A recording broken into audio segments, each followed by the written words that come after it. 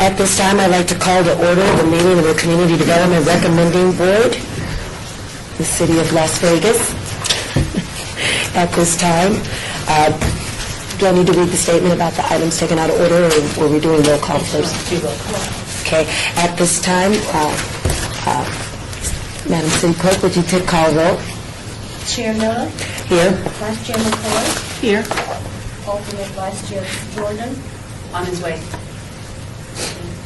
Member Pappas. Here. Member Cervantes. Member Aker. Here. Member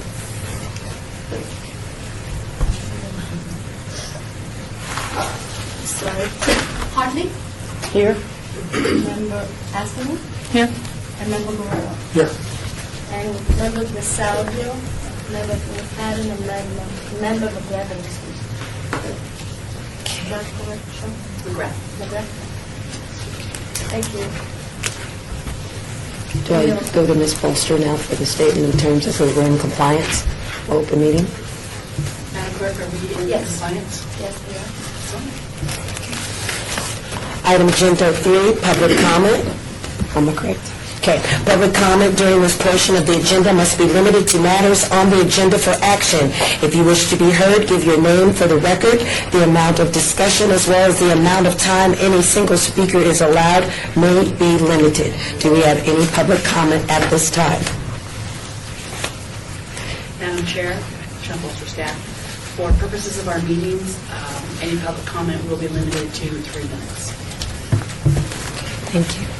Seeing as there is none, I can move to the next agenda item. Yes. Okay. Excuse me. Agenda item 4. We'll be listening to a report of the Community Development Block Grant, CDBG, public service application submitted by Boys Town, Nevada, Catholic Charities of Southern Nevada, Clark County Law Foundation, Clark County Public Education Foundation, DBA, the Public Education, Consumer Credit Counseling Service of Southern Nevada, DBA, Financial Guidance Center, Discovery Children's Museum, Family and Child Treatment of Southern Nevada Incorporated, Family Promise of Las Vegas, Goodwill Industries of Southern Nevada Incorporated, Help of Southern Nevada, Helping Hands of Vegas Valley Incorporated, Jewish Federation of Las Vegas, and Las Vegas Clark County Urban League, CAA. Madam Chair, Staff. Sean Bolster, staff, you'll be listening to your CDBG applications. If you would, for those of you present, you have 10 minutes to give your presentation. Pardon me. What I'll do is I will give you a 3-minute and then a 5-minute. I highly recommend that at the 5 minutes, you cut yourself off so that the board has time to ask questions. And if you have time available left, you can circle back to answer or go back to any points that you might have missed. Because at the end of 10 minutes, that's all you have. Chair Miller, I have a question in reference to conflict of interest. Prior, do we need to either ask or to see if it is a conflict of interest with one of the organizations giving a presentation, just for the record, so there's no perception of conflict? When we get to that item, we can discuss it. Okay, thank you very much. Okay. All right, with that, order we ready for first presentation? Okay. At this time, I'd like to call to give the presentation to the CDRB board. At this time, Boys Town of Nevada.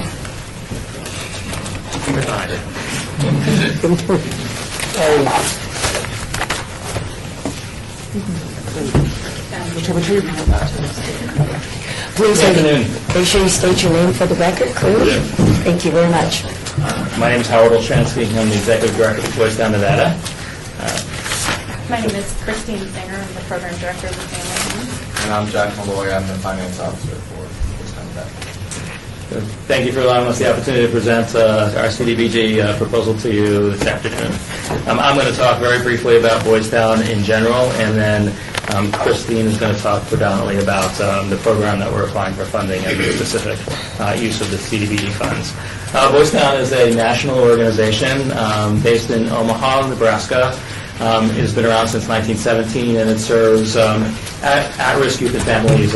We were predominantly serving children and youth who are involved either in the child abuse and neglect system, Department of Juvenile Justice, mental health, services for kids who have special needs and who have had trauma and been trauma in their lives and their families. Nationally, we have 11 sites in 8 states and serve over 30,000 youth per year in a diversity of programs. In Las Vegas, we've been here since 1991, a little over 20 years, and we provide a continuum of services that includes both residential and what we call family-based, community-based services. I'm going to let Chris talk our family home program, which is our campus program on the northwest end of town. It is 30 beds for youth 10 through 18, and it's the program that we are requesting funding for. For information purposes, however, our continuum includes services to over 700 families, actually over 1,000 families a year through a continuum of family-based services that include in-home and classroom-based services. The unique thing about Boys Town is that all of our programs are what we call evidence-based or evidence-informed. It means that we are actually administering outcomes and from a research perspective have evidence that demonstrates that the programs that we provide and the services and our outcomes actually work. Nationally, we have a research department. All of our programs have gone through some form of research to ensure that we are confident that the services that we provide and the outcomes that we are looking for, both from the family perspective as well as youth perspective, can be achieved through the models that we're using. So we've created and demonstrated that the models work. Our in-home programs predominantly serve families that are either at risk of being removed for abuse and neglect, in which we're providing some diversion services and in-home support, training, and support to families so the kids don't need to be removed from their home and separated, as well as services that allow for reunification. So if we have youth or kids that have been placed in out-of-home care, and they can be reunified, we'll go in and work with the families to ensure that reunification is successful. And we're also working with families to give them the skills to be able to provide parenting skills, particularly for kids who have maybe have some behavioral problems, where the families are struggling to ensure a safe and stable environment. We're giving them the skills to ensure that they're able to provide that family support, and that once Boys Town leaves the service, that they've got the skills necessary to sustain the success that we've had with them during the tenure. Our classroom-based program is used as a similar model in which we're giving families that are not as high risk, but also have those needs in terms of parenting skills. And that's sort of our continuum. I'm going to turn over to Chris to talk most specifically about our request. Our request is for a family homes program. Our family homes program, we have 5 homes, and they're staffed by a married couple. We call them family teachers. The children that come into our programs are referred through child welfare, juvenile justice systems, and private referrals in the communities. While the children are placed with us, our family teachers are not only focusing on those referral behaviors, but also improving the academic success of the children. They are providing one-on-one tutoring with the children every day. They're involved with the school system as far as attending 504 plan meetings, IEP meetings. They're monitoring the kids at school on a daily basis. Very involved with the communication with the teachers. On top of that, and helping the kid be successful, they're also involved with the parents and teaching them how to engage with school teachers, school counselors to get the best services for their children when they go home. Our follow-up studies conducted after youth leave Boys Town showed that 6 months after their departure, 88% of the youth have either graduated or still in school. In 12 months, that's 84% have graduated or still in school. So I think one of the important aspects of the service and the kids that we serve is literature, and the research will tell you that the youth that we're serving in that program have high prognosis for school failure. So kids in the foster care system, kids in the juvenile justice system, if you look at the research will tell you that somewhere less than probably 40% of those kids will successfully succeed or graduate from high school. And what Boys Town is doing is we're providing the supports in terms of educational services to make sure that we're counteracting those statistics in essence. And as Chris indicated, our outcomes demonstrate that our kids are successfully completing school. Their grade points average are excelling while they're in our care, and their long-term outcomes in terms of high school success rate is probably double what you would see typically for the 3 kids in those systems.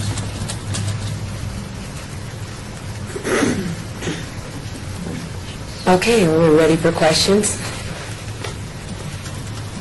Oh, I have a question, Chair Miller, and then I'll recognize Member Pappas.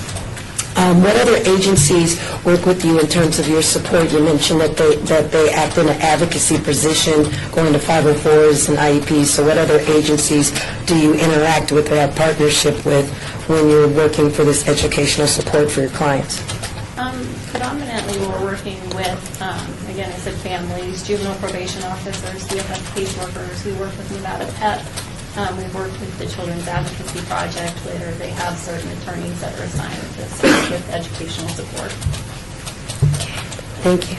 Chair recognizes Member Pappas. Thank you, Devendra Pappas. How do you track the progress of the children after they've left your program, and how long do you track their progress? Our follow-up studies are 24 months up until when they leave our program. So how we're tracking it is usually phone calls through our hotline, which is our national hotline in Omaha, where they're contacting the youth and the family after they report this. So we're doing that at 6 months, 12 months, and 24 months. Okay. Chair for Member Guerrero and then Member McCoy. Yes, at the homes for the children, if one of the child has a complaint, how is the grievance handled? Is there a process? Yes, there is a process. We teach all of our kids basic social skills, so we initially start with teaching them how to disagree appropriately with a complaint that we have. We also have what we call family meeting, where if they have any concerns, they're able to bring it up as a family and talk about it. And then we also have a national safety line that any time a kid can call. So 1-800 number, and there aren't any restrictions for them calling that line. So it's called Ethics Line. It's posted in each of the homes so they know what the phone number is. And what happens is it's an independent person from the local staff. And if a call is made to the Ethics Line, I actually get a direct email that tells me that there was an Ethics Line called, which house it was, what the child was, and what the complaint was. And then it's my responsibility then to follow up and investigate what the complaint. Member McCoy. Thank you.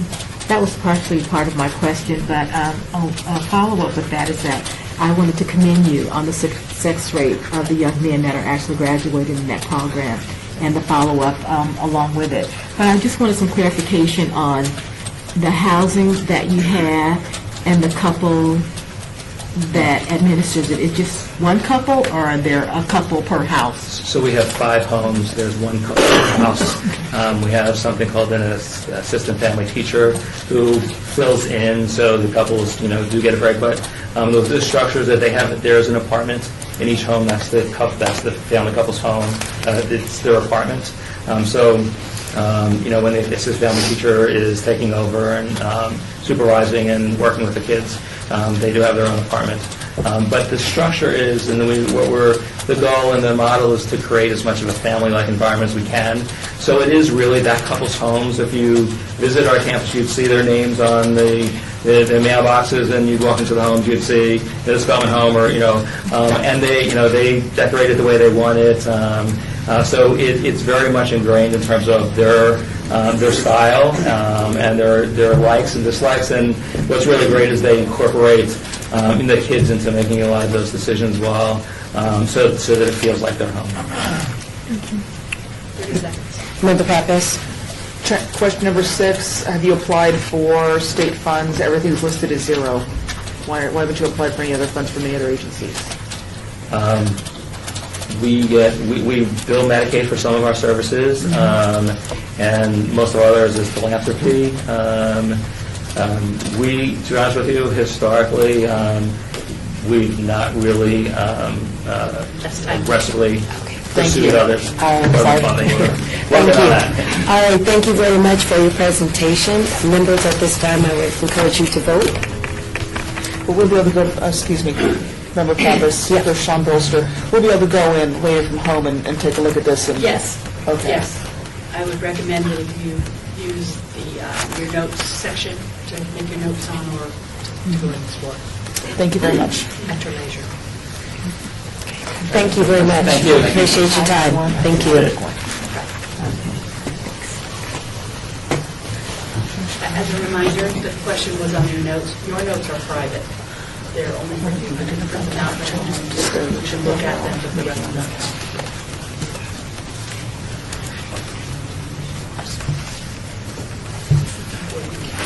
All board members are reviewing. I'd like to go ahead and invite Catholic Charities of Southern Nevada. And, Chair, Yes, ma'am. can you reflect the record that Board Member Powell and Board Member Jordan have just joined us? Well, welcome. Thank you for having me. You're so welcome.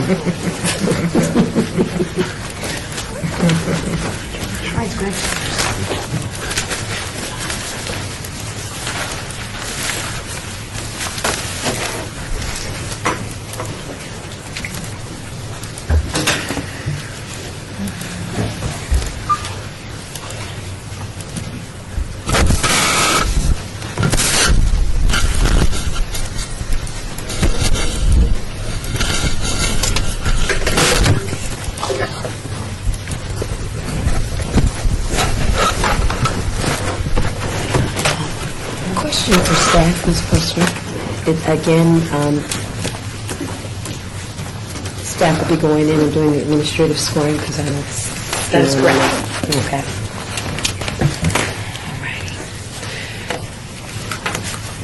Members Powell and Members Jordan, thank you for... Are you guys ready? I'm not sure you're comfortable. In one more minute.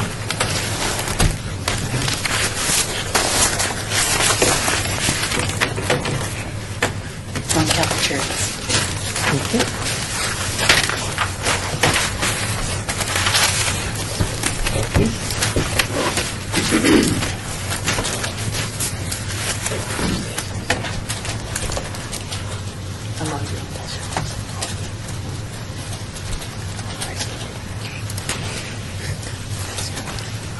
Again, I'd like to extend a welcome to Catholic Charities of Southern Nevada as our two members prepared themselves. Please make sure that you state your name for the record prior to you beginning your presentation. My name is Philip Holland. I'm Vice President of Foster Services for Catholic Charities. My name is Ken Schneider, and I'm a participant in the program. I'm Paula Forrest, Assistant Controller for Catholic Charities. David Little, Facility Director. Bruce Page, Director of Residential Services. Sabrina Tolson, Case Manager and Lockdown Coordinator. Good afternoon. My name is Philip Holland. Again, I'm Vice President of Plaza Services for Catholic Charities. I want to thank you this afternoon for the opportunity to be here. Joining with me this afternoon are many people that have direct oversight of the programs we're asking for, funding for today, behind me as well as over there, and the audience there participating as well. And we're very pleased to have Kenny Schneider, one of the clients that participates in our programs. The Resident Empowerment Program is a structured shelter program providing clients with access to the most basic needs: food, shelter, and clothing. Since 1985, we have been providing help and hope to homeless men 18 years of age and older. The program's established structure serves as a positive reinforcement for individuals to restore dignity, self-esteem, and to promote, enhance, and develop the skills and abilities required to secure and maintain full-time employment. The project's objective is to help clients transition from homelessness to self-sufficiency through intensive case management, employment assistance, and supportive services. Our program success rate is 53%. The St. Vincent Home Apartments project consists of 120 residential units. The project opened in 1999 and has provided transitional housing services to more than 1,200 homeless clients during the past 14 years. Our target population consists of homeless, at-risk, senior, disabled, and low-income clients. The project establishes a solid foundation necessary to support a smooth transition into stable and affordable housing through intensive case management. It provides supportive services such as educational programs, life skills, and health education. Within 2 years, clients reestablish a household setting where you learn basic living skills and acquire knowledge needed for independent life. Clients exiting the project are provided 6 months of post-exit assistance to ensure their transition to permanent housing is stable. Our program success rate is currently 88%. Catholic Charities is proud to provide 2 public restrooms, 7 days a week, 365 days each year for our homeless community. The restrooms provide clients with access to a lavatory, sink, and mirror for basic human needs. It allows men, women, and children to use the facility with dignity and a clean, safe environment. Catholic Charities is dedicated to providing help and hope to those in need, regardless of race, religion, or creed. There are no requirements or affiliations for clients to receive services. We have been in operation since 1941, more than 72 years, partnering with the City of Las Vegas to provide programs to individuals and families of all ages and faiths. Catholic Charities locally generates all of its revenue from private community donations and grants. 100% of our revenue is used for services within Southern Nevada. As an agency, we are proud to report our administrative costs are approximately 10%, with 90 cents of every dollar going to direct client assistance.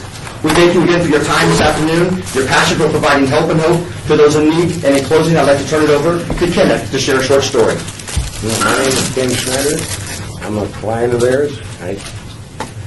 Job shut down, lost my job, searched for good work, lost my money, went homeless. A year and a half living in the Las Vegas Wash under a bridge. I heard of Catholic Charities. I came, stay up there. Now, went through the program, gave me bed, bunk. First couple of nights, I hear water running, I'd run. Now, I went through the program,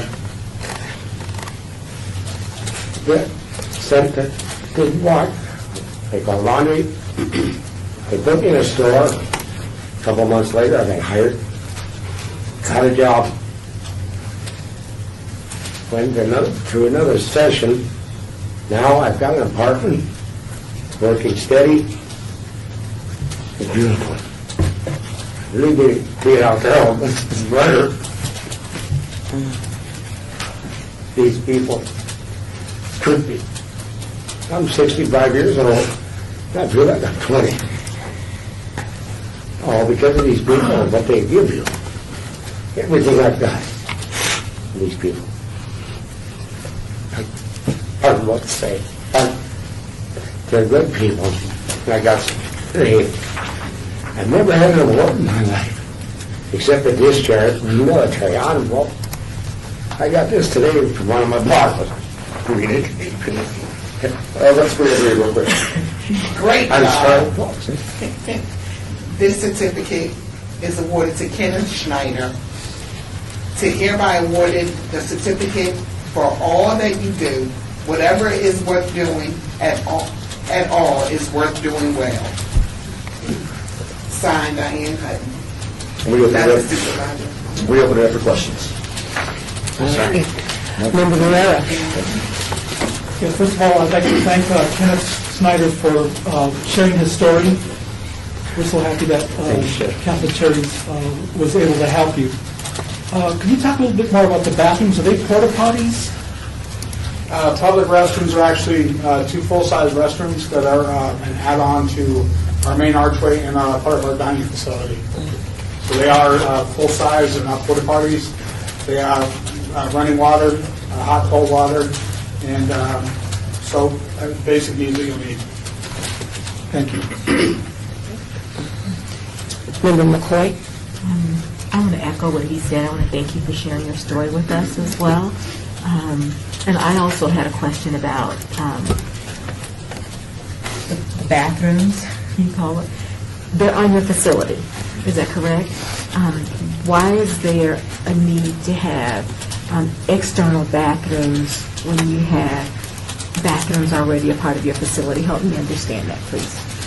Because the main campus has so many different things going on, at nighttime we have our winter shelter, we have our RAP shelter. Just basically, this is a 24-hour facility that keeps all of our clients to have a place to go to instead of using local casinos, local businesses, trying to go into a 7-Eleven to use their restroom. We still have to maintain a secured atmosphere for the rest of our clients. So this is an area that these clients from the outside that don't want to be part of the program but they still need a facility. Service-resistant clients that will not access programs, and so this is a means for them, if they don't provide a basic needs place for them to take care of their business, they do it on the streets. I mean, to be quite honest. Thank you. Are we at time, or we have time left? We have time, 3 minutes. Member Pappas. Thank you, Defender Pappas. Again, thank you. I know it's hard to come in and bare your soul like this, and we really appreciate it. Am I correct that there are no other, where are the nearest public restrooms? Because we know casinos will not let a lot of homeless come in. Restaurants, 7-Eleven, you have to purchase something usually in order to use their facility. Where is the closest public restroom outside of this facility that you offer? We are not aware of any. We used to have at some time, there was, the city of Las Vegas had some porta potties we had provided during the intense heat conditions down in Main Street, but those were just during a brief period of time, and those were removed. So this is the only place other than public libraries or places that would be businesses. Thank you. I do have a question about your empowerment program. Does that, this is Carmen Shaw Miller, about the support, sharing your story about the support with case management. Does that also include any, in terms of assistance with mental health and whatnot at your facility for the...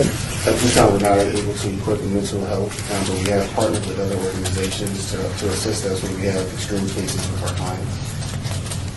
And constantly having people coming in and educating us and teaching us and learning about what they do and how we can share our clients with them to get those services provided.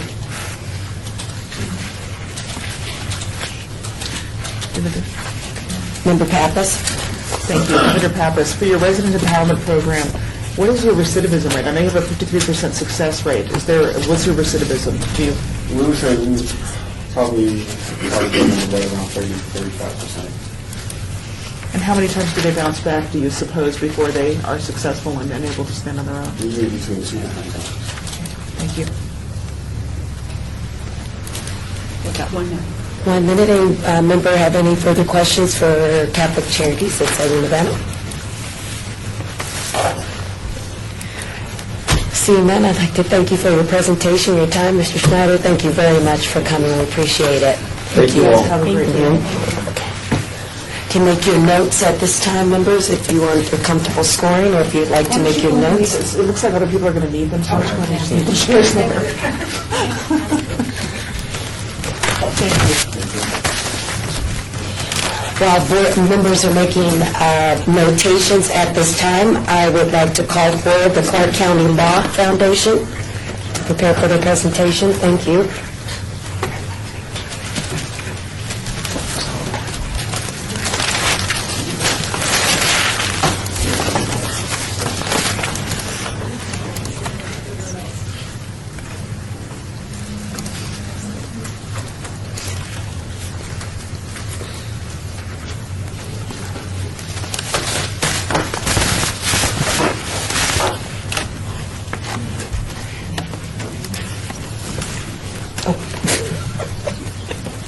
That's one thing.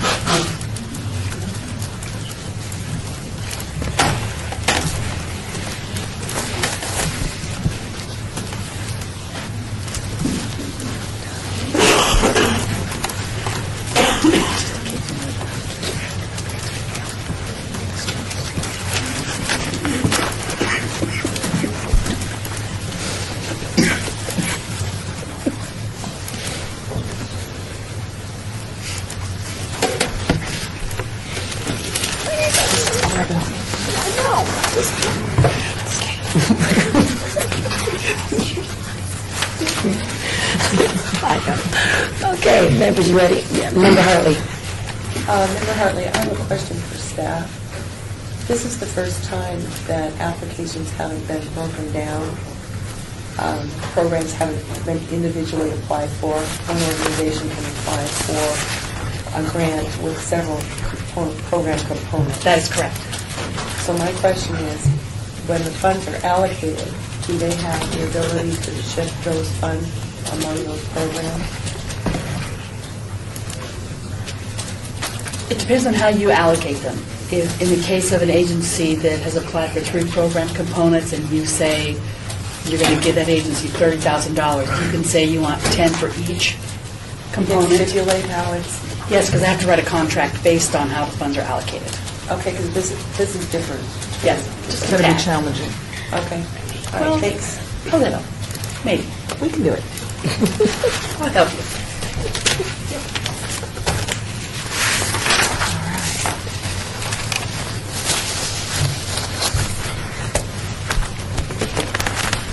Okay. Everyone, okay? At this time, again, I'd like to invite the Clark County Law Foundation to give their presentation. Thank you. Well, hello, everyone. My name is Jade Dietrich. I am the Program Director with the Clark County Law Foundation. Thank you so much for inviting me here today and giving me the opportunity to speak with you. The Clark County Law Foundation Trial by Peers program has actually been serving Clark County since 1993. We have been around for a while. The Trial by Peers program is the local youth or teen court system. It's an innovative diversion program used as an alternative for first and a few second-time juvenile offenders.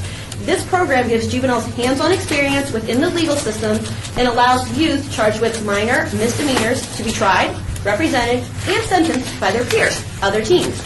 The Trial by Peers program is the only juvenile diversion program in Nevada that is run outside of the state court system. In 2011, the average cost for a Trial by Peers appearance was $400 per case, while the cost per case for the Department of Juvenile Justice Services was $2,250. With the capacity to handle 500 cases in fiscal year 2013, the program has the potential to save Clark County taxpayers more than $1.1 million. By offering an alternative to the criminal justice system, the Trial by Peers program is able to alleviate the caseload of the overburdened courts while providing hands-on legal education to the youth of the city of Las Vegas. I'm short and sweet. I appreciate that very much. Do any members have any questions? Member McCoy. Very good. While reading over your application, I had two questions for you. One was, when the youth go through this program, does this prohibit them from having a record, or do they still have a record? Tell me how that plays into, since they're going trial by peers, it's somehow, I thought, meant to keep them from going really into the system, or does it not, or did I misunderstand that? Nope, you are understanding correctly. If a child comes through our program and completes it thoroughly, which means they do their jury duties and they complete their community service requirements, then they will not have a record. Which, as you know, here in Las Vegas, that's really important. If you get a petty larceny charge when you're 13, you're not going to get hired by a casino when you're 21. So again, you complete the program, you do not have a record. Doesn't mean you can't get in trouble again for something else, but for that particular charge. Just one follow-up question. You're only requesting, is that okay to ask a question? I believe so. It's part of public record of what they're requesting. Yes. Why you're only requesting $20,000 for this? We just need it for salaries. One of the perks of our organization is that we own the building that we're in. So you'll notice that when you look at our salaries, that we have rental income, and then we don't have to pay rent. So with funding being as tight as it is for every organization, I've already seen two fantastic presentations, only made a request for the actual need. They can do that. Okay, they can do that. Okay, Member Pappas. Thank you, Devendra Pappas. What schools are you currently working out of for this program? We do not work out of a school. We have our own offices downtown, and any student in Clark County age 12 to 17 can come participate in our program. So how do you select your cases of which ones you guys are going to do? I know that there's a threshold, there can't be violence involved, that kind of thing. But how do you select your cases? I know you've got to have a lot more cases than you have capability to serve. Well, we get our cases directly from juvenile intake. So they are the ones who are that first set of eyes that screen the cases, that say, hey, this is a minor misdemeanor, this is perfect for the Trial by Peers program, and then they send it over to us. Typically, once we get a case, we have a very, very low percentage that we actually send back, because again, they're that first set of eyes sending it over to us. Okay. Good to hear. Member Guerrero. Yes, in your application, in the 990 that you submitted, you had some non-cash contributors. One of them was the Petiped Foundation. Yes, that's correct. And the other one was Shoes That Fit. Do you get donations, shoe donations, or what are those two Yes, the Trial by Peers program is not the Clark County Law Foundation's only program. We also have a Liberty Bell committee, which I'm not sure if many of you know, but we do have an exact replica of the Liberty Bell in downtown Las Vegas. But we also have a community service committee. And one of the things that we do is we are the local chapter of Shoes That Fit. Everybody's heard of Goody Two Shoes and a lot of the other shoe organizations. One of the things that we do that's different is we go out to an elementary school and give every child in the school a new pair of shoes. Wow. Member Pappas? Thank you, Defender Pappas. How many of those that go through your program, how many of them reoffend? What's your statistic on that? You know, I wish I could give that to you, but we do not actually have an accurate recidivism rate. One, because it's so hard to track, and two, because juvenile records are confidential. Member McCoy? Thank you. With more funding, do you guys have the capacity to take on more staff? Because I understand there are a lot of juvenile cases that are out there, and I think it is an excellent program. Do you have the capacity to take on more staff to be able to take on more of those cases? Yes, we do have the capacity to grow. Over there, somebody? There's some Member Akers, Member Hartley. You mentioned that you go into schools, elementary and junior high school. Could you name a couple of the Middle schools school, you've gone junior into? high, and then high school. And that is where we're going to go. We will actually go out to the schools to recruit our peer counselors, which is our student attorneys. There is no fee to participate in the student. So if any of you have children or you have nieces or nephews or friends, send them over to our program. They're going to get a fantastic free legal education. Member Pappas? Defender Pappas. How many of the kids that go through as counselors or that defend the defendants at trial, how many of them actually go to law school? You know, the good majority of them do, but some of them are very upfront. We have a 12-year-old who started the program this summer who's like, I'm going to be an orthodontist when I grow up. But she wants to learn how to be a good citizen, and she wants to learn her rights, and she wants to get the public speaking skills, too. I mean, how many students do you know get to go and make a presentation to an actual judge in a courtroom in front of a jury? So a lot of the students do it just for the experience. Awesome. Ready. Member Guerrero? Yeah, could you talk about your Adopt a Case Drive fundraiser? Yes, Adopt a Case is what we do for UC. It's $400 per case. We're actually launching a new website, which is this week, which is exciting. And we're also kind of moving that into Nevada's Big Give. I'm sure most of you here are familiar with that. And it's just, for $400, somebody can go to our website and they can adopt a single case. And what's the new website? It's not up yet, but it's www.clarkcountylawfoundation.org. Should be up by Friday.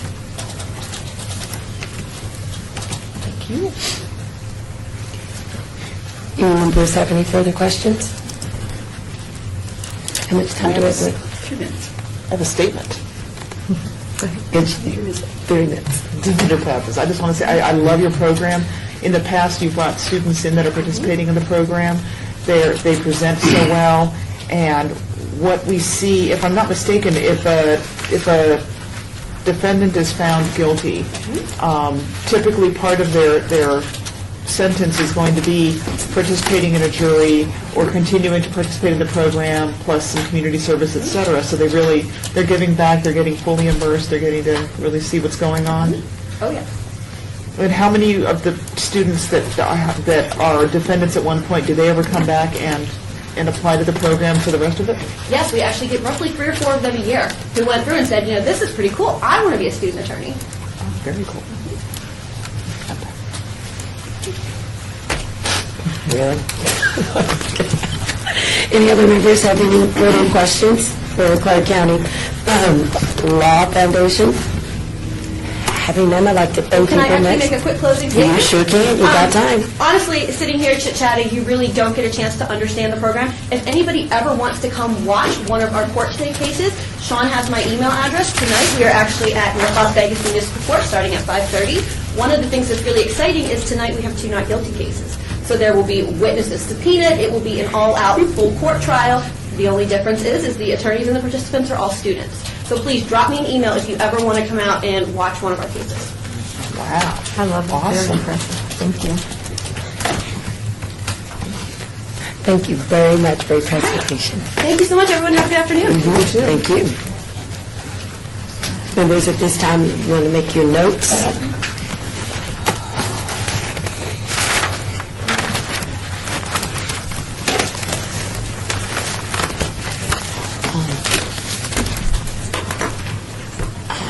I have a question about the conflict of interest now. Since this is public education, do I need to disclose that that's my profession? I don't want any appearance of conflict of interest. Okay. So you're calling for this Clark County Public Education Yes, Foundation? yes. I'd like to call the Clark County Public Foundation, make sure I read the whole title properly, because I have DBA? DBA, The public education. the public education.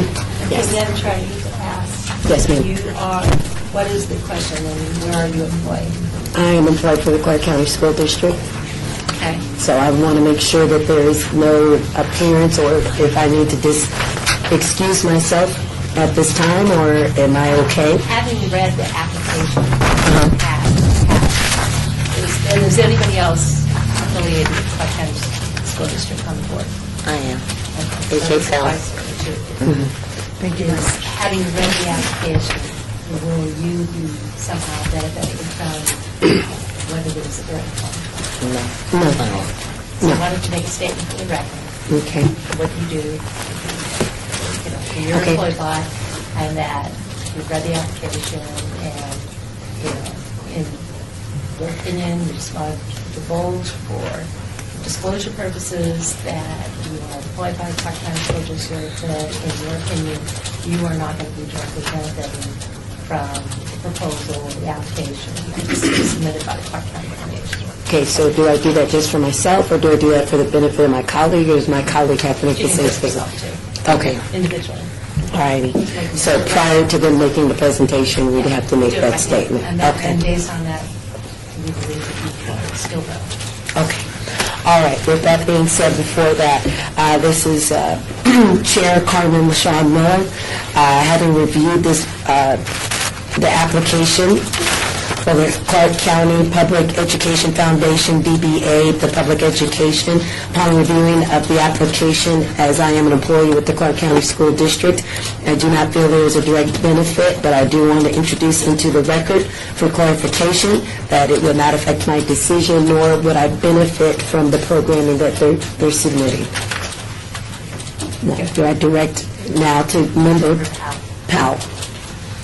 This is A.J. Powell. I am representative of Ward 5, Councilman Barlow. I am employed by Clark County School District. After reading the application, I do not feel like I will benefit or otherwise be influenced by either way by what is presented. And so I will be able to vote.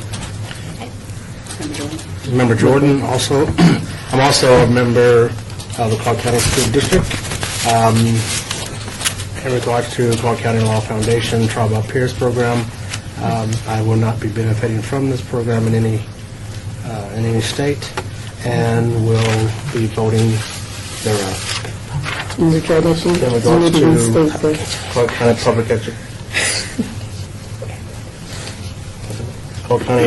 Clark County Public Education Foundation, DBA, Public Education. Thank you very much. It's just very important, as a just general statement, that we are very clear about the integrity of what we do as community leaders, and in particularly as citizens of this city, and that there is no perception of inappropriate or conflict of interest. With that being said, welcome to the Clark County Public Education Foundation, DBA, the public education. We are all ears, welcome, and we're prepared for your presentation. Thank you. Thank you for having us. My name is Hergie Llanos. I'm the coordinator of the Family Literacy Program, which is an initiative of the Public Education Foundation. With me, we have one of our clients, Ms. Graciela Ortiz, which is a parent, has been participating with the program for 2 years, and the principal at Paul Colley Elementary, who is one of the participating sites of the program as well. I would like to start my presentation with one number, which is $17 trillion. That is the cost of the state of Nevada for every ELO student that will fail to graduate. That is cost of healthcare, incarceration, unemployment. Every child that doesn't graduate is costing the state thousands and millions and trillions of dollars. The purpose of the Family Literacy Program is to close the achievement gap. we are targeting low-income families, ELL students, with the purpose to close that gap. On day one of the schools, these children are already behind. So what we do is identify who they are and who their parents are. And we work closely with these parents to increase their literacy skills, to make them better advocates, to make them better teachers to their children. A study shows that the most important factor in a child's academic success is the mother's literacy skills. Now, these children are coming from homes where nobody speaks English or speaks very little English. So we start by teaching mom how to communicate with the children, how to open the backpack and read the homework, and how to have conversations with the teachers. These parents sit for 9 hours a week in a classroom learning how to speak the language. Then we proceed to teach these parents advocacy, the role as parents, and the role as teachers. Excuse me, I'm a little nervous and my mouth is dry. But we work with the parents, and they sit in a computer and learn how technology can help them and help their children, how they can look at grades. And once they look at those grades, what to do about increasing those grades. And results are already showing. We're seeing these children getting better behavior, better grades, parents becoming more involved with the school, volunteering on the school, and the principal will share some of those numbers with you in a minute. But what I want to say is, let's talk about the components of this program. The programming, by definition, family literacy services, means deep enough in duration, which is the whole length of the school year, and deep enough in time, which is a minimum of 12 hours a week that we work with these parents one-on-one.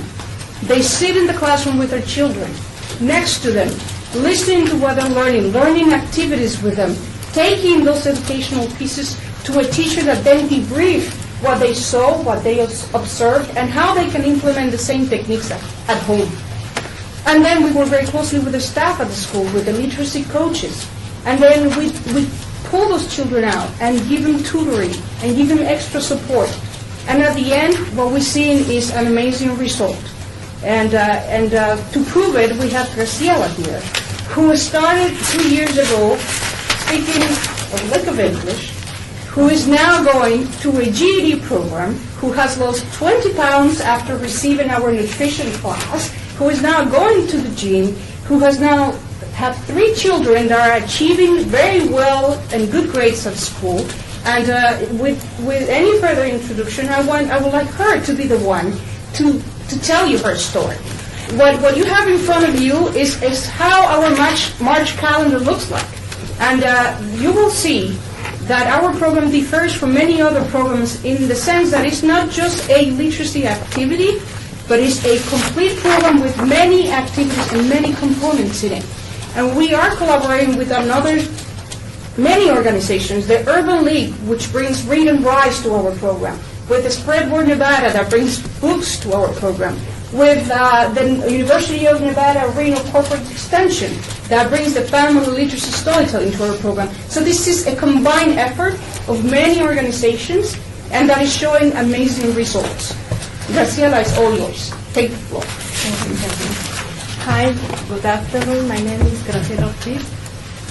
I am mom of 3 wonderful children. The age of them is 16, 13, and 8 years old.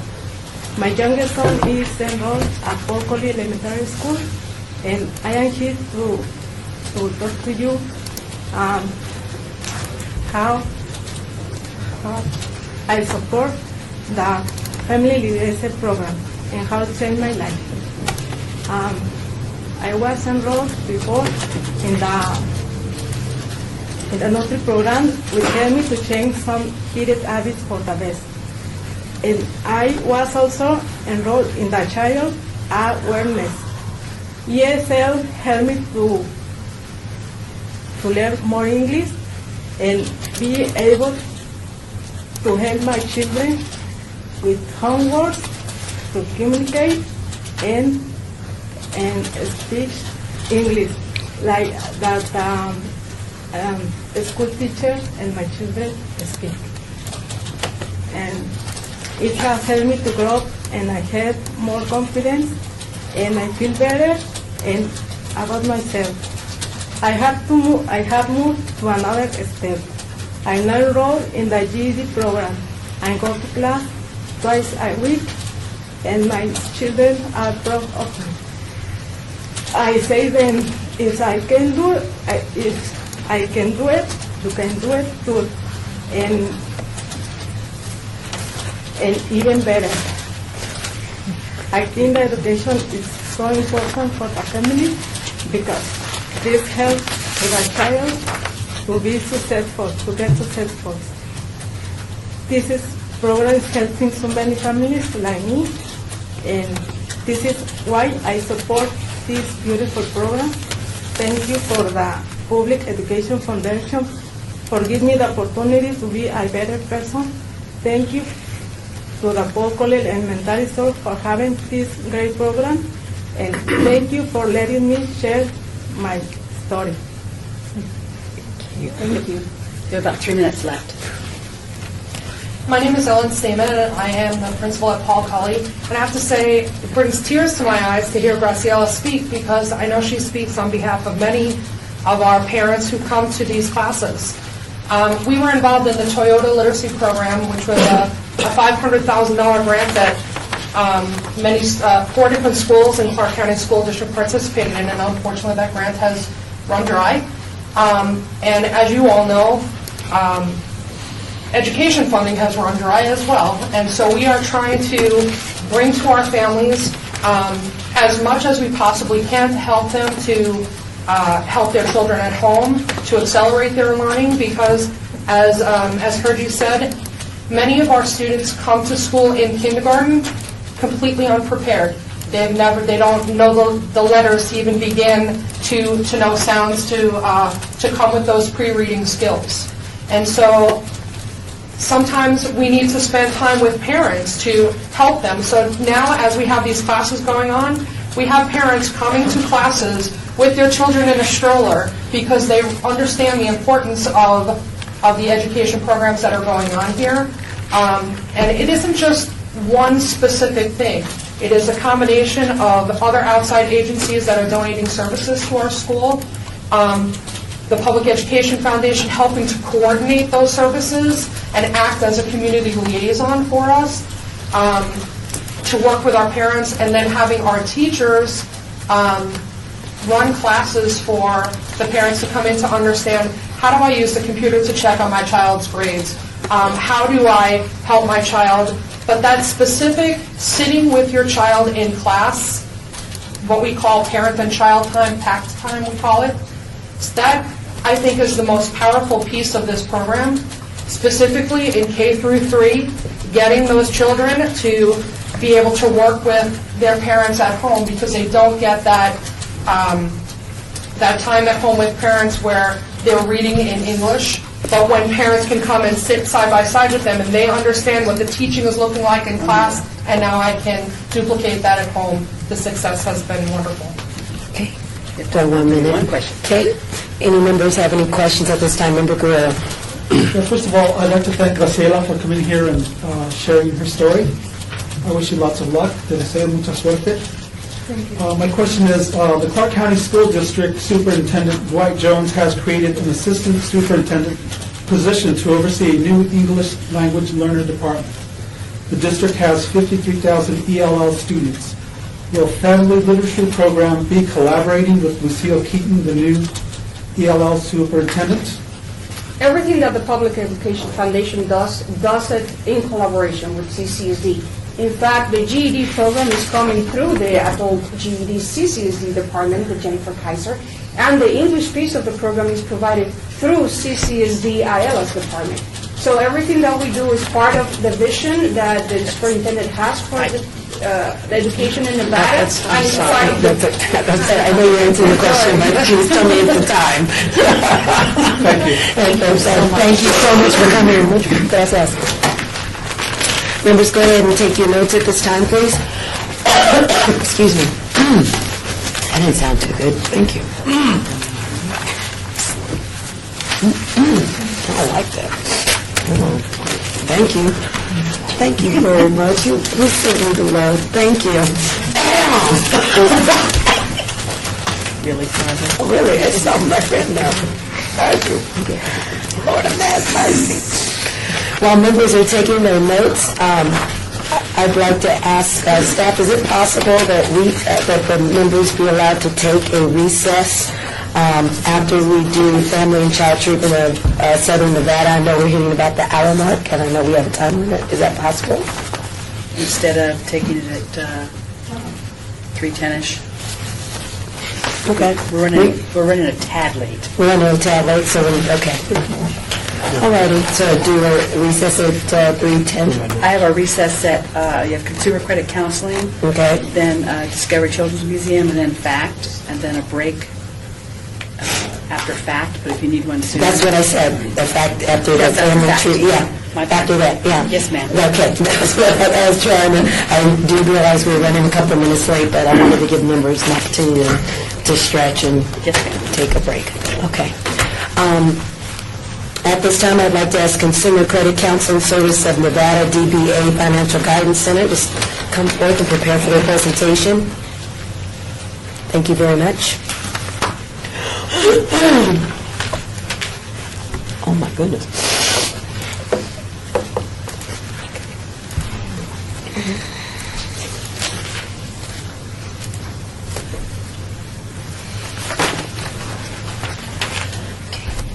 Are you ready? Okay, whenever you're ready, please begin. Thank you. Thank you. I feel so alone up here by myself. Good afternoon. I'm Michelle Johnson, President and CEO with Financial Guidance Center. We were formerly known as Consumer Credit Counseling Service, and we have provided service to residents of Nevada since 1972. To set the stage, the National Council on Aging reports that budget cuts have resulted in major reductions in assistance programs to seniors, including utility assistance. The Institute on Assets and Social Policy identified that 75% of seniors have little or no money left over each month or go into debt paying for essential needs. The average credit card debt for a senior over the age of 65 averages $9,283.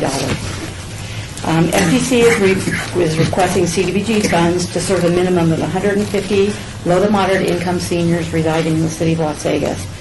A portion of the overall budget is for a new service, with a minimum of 60 households receiving direct benefit from the CDBG funds by way of receipt of up to $250 in direct immediate emergency assistance with payments to a delinquent gas or power bill. With receipt of funding, FGC will participate in HMIS to avoid duplication for the same funding from another source. What makes this program stand out from current utility assistance programs is a single point of entry to provide a gateway to a variety of additional FGC services. Each of the 150 participants will receive an in-depth financial counseling to ensure that if financial assistance is provided, it will cure the hardship. They'll receive a comprehensive benefits checkup as required by HUD for all seniors accessing a reverse mortgage counseling or a reverse mortgage. And in that counseling, the checkup ensures that all social services for which the senior is eligible are being assessed or being obtained, things like food stamps and medical assistance, and also a health assessment, which is also a requirement of HUD for seniors accessing a reverse mortgage. And questions that are contained in that are things such as, have you fallen in the last 90 days? Do they have a caregiver? Can they hear and see?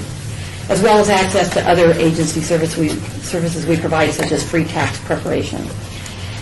We offer extended hours for our clients' accessibility and convenience from 7:30 to 7 Monday through Thursday, 7:30 to 6 on Friday, and 7:30 to 4 on Saturday. We're located on bus routes, and we're centrally located. And I thank you for the opportunity, and we'll answer any questions. Thank you. Any members have questions? Member McCoy? I just have one question. Is this program targeted only for homeowners? No. Okay. Member Guerrero? In your application, you mentioned 30-day follow-ups. Can you talk about that? Correct. We actually follow our clients at least 3 times over the 90 days after service delivery. with phone call, at least 2 phone calls. It may do it with email, which is not always available to seniors, or by mail. But at least 2 phone calls are made to ensure that they're still on track or if any other services needed. What if they don't have a telephone or transportation? Do you guys go directly to their homes? We do not go to the home.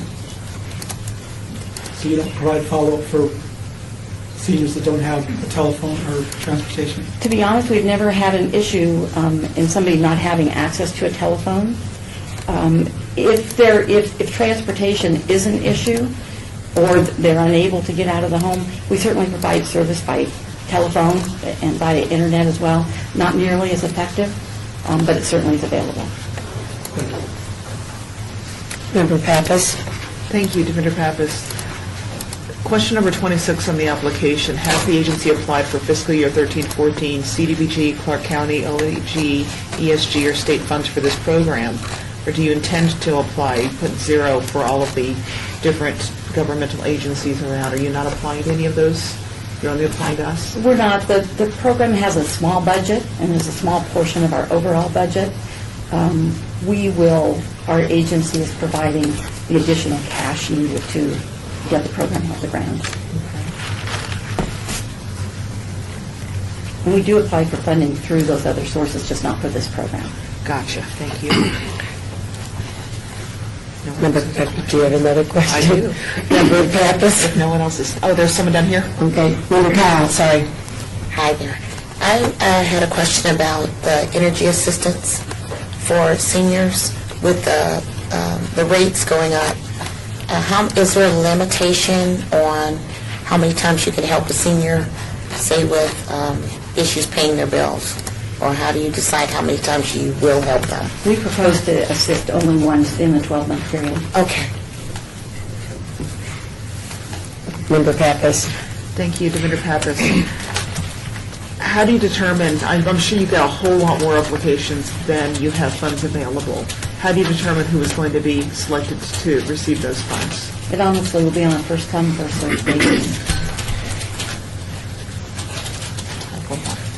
Go ahead. Thank you, Defender Pappas. I know in situations, well, in most of the situations that we hear today, personal pride can be a real issue, especially when you're talking about someone who has supported themselves and taken care of themselves for a lot longer than I've been around. How do you overcome that obstacle and encourage the seniors to come to you, admit they need assistance, and go through the counseling? And is counseling a condition of receiving that assistance? Counseling will be a condition of receiving the assistance. And I think that's what differentiates this from other programs that provide utility assistance. We don't want just to provide that assistance. We want to ensure that they have access to all social services that they're entitled to. And we want to help find resolution for whatever their financial challenges might be.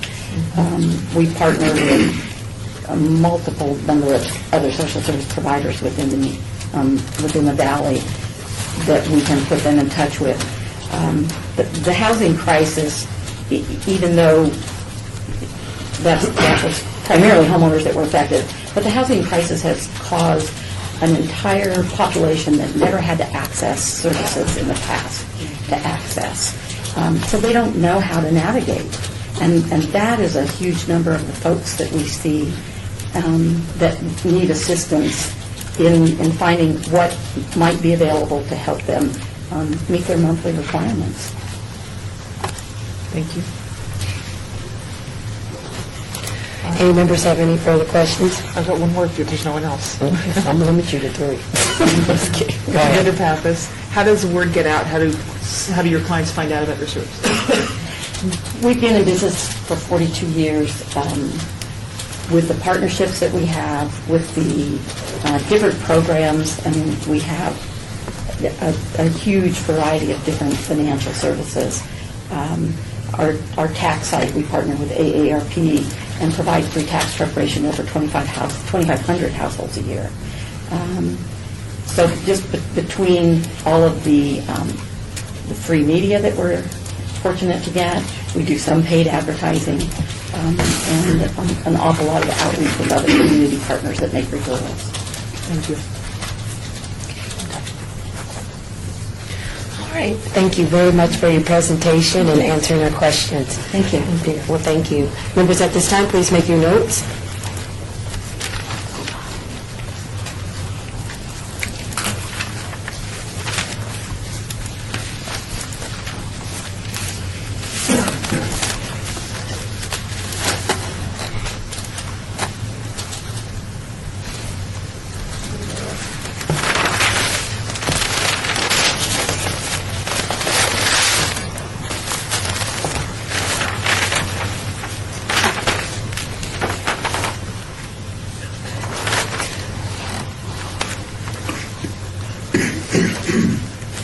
At this time, I'd like to ask Discovery Children's Museum to come forward and prepare for your presentation.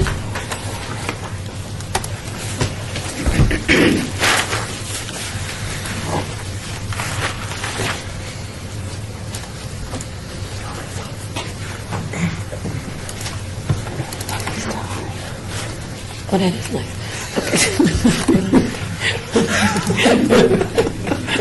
It's like your time. Okay, whenever you're ready, please go ahead. Thank you. My name is Tiffany White, and I'm Deputy Director at Discovery Children's Museum. This is Manny Griffin. He is a past participant in our Youth Works program, and this is Linda Quinn, and she is our CEO. Discovery Children's Museum is a hands-on children's museum that focuses on early childhood development, arts, and the sciences.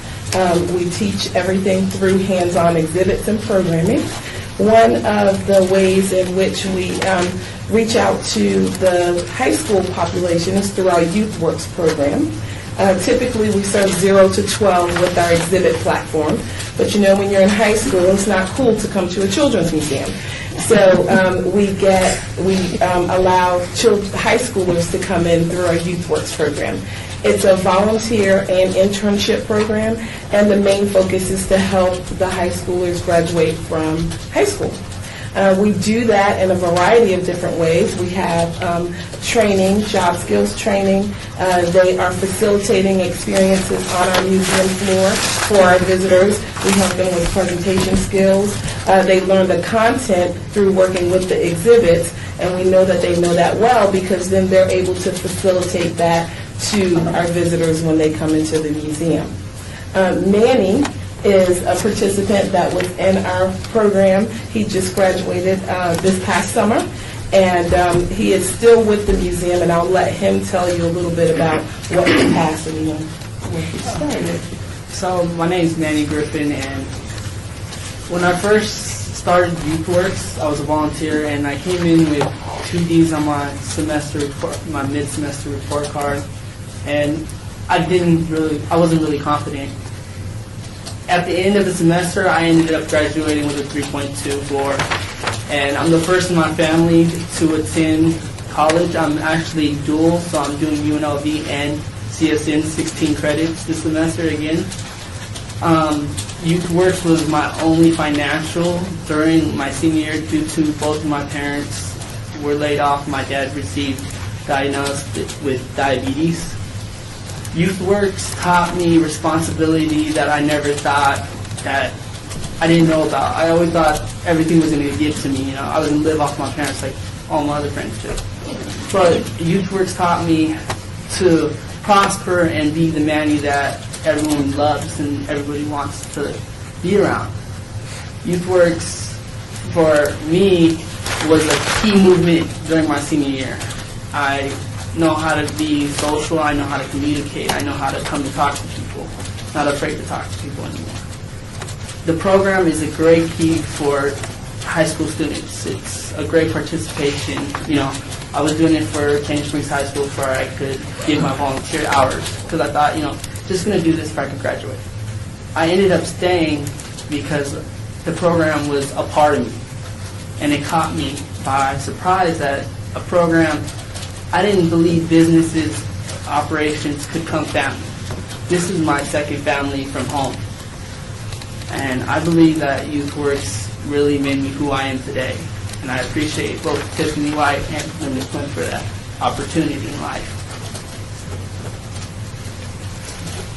And I guess if I can add, this is YouthWorks is a program that there are now state and national initiatives really trying to encourage high school graduation. Nevada has a very poor rating, and usually it's the lowest out of all 50 states in high school graduation. Lead Discovery Children's Museum is turning into Discovery Children's Museum, opening up on March 9th. But this is a 19-year-old program, about to be a 20-year-old program, and we have had great success. We serve approximately 100 or more students a year, and all of our seniors over 19 years, except for one, which has been fairly recent, have graduated from high school. That's how successful we've been. And over the last 6 years, we have really encouraged higher education, or really looked at the children for career placement. So, we look at this as 21st century skills learning, really making sure that our children are ready for the workforce, but that they're also focused on the future in a very long time. Any members have any questions? Member Eslin? Thank you. That was a great presentation. But one of the questions I had is, how did you find this program? I found this program, I was going through a lot of, going around searching for places to volunteer. Okay. And when I walked into the Lead Discovery Children's Museum, I, met people, and I felt connected like I didn't feel anywhere else when I went to go volunteer. When I first volunteered there for a day, I loved the place. I have 6 brothers and 2 sisters, so I love being around kids. And this place, I fell in love with how they operate and how they correspond with children and how they work with you.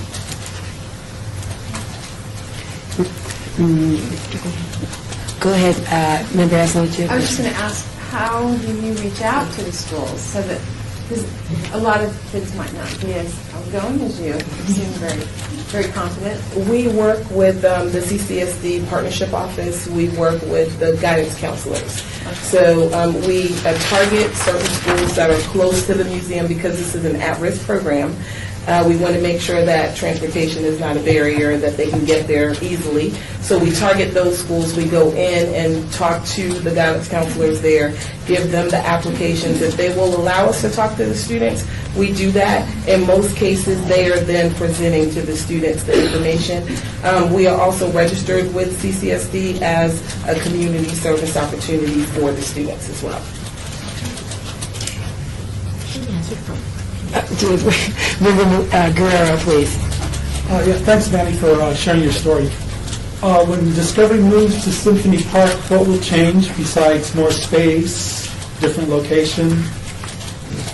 So it's more space, definitely. It's almost twice the size.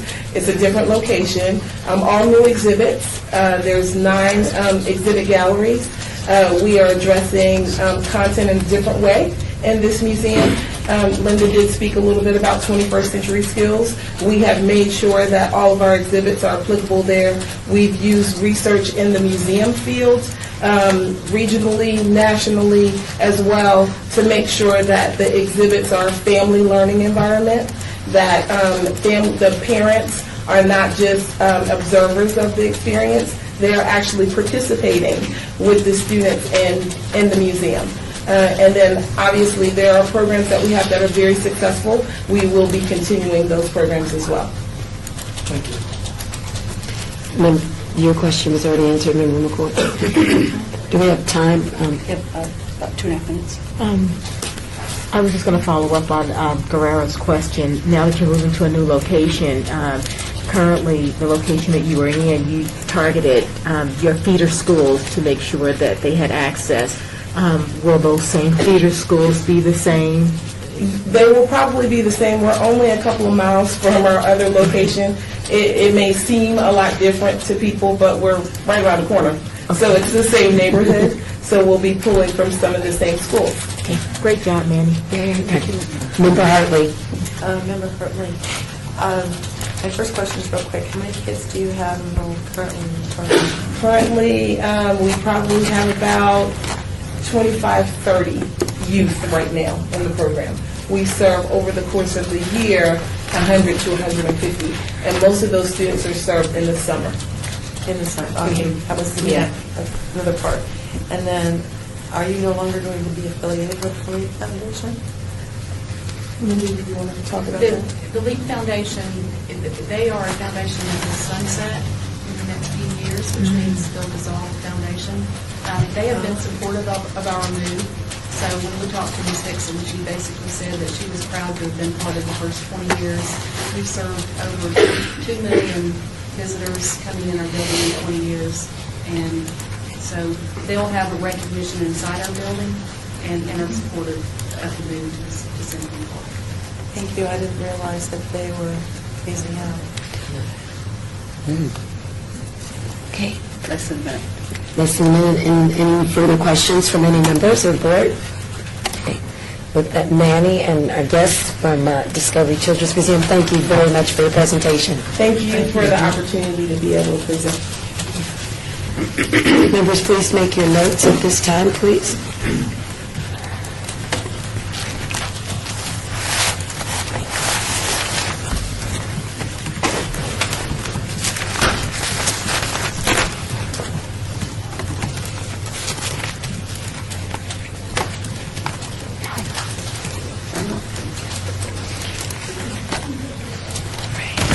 While members are making notes, I'd like to invite up to prepare for their presentation, Family and Child Treatment of Southern Nevada, Incorporated.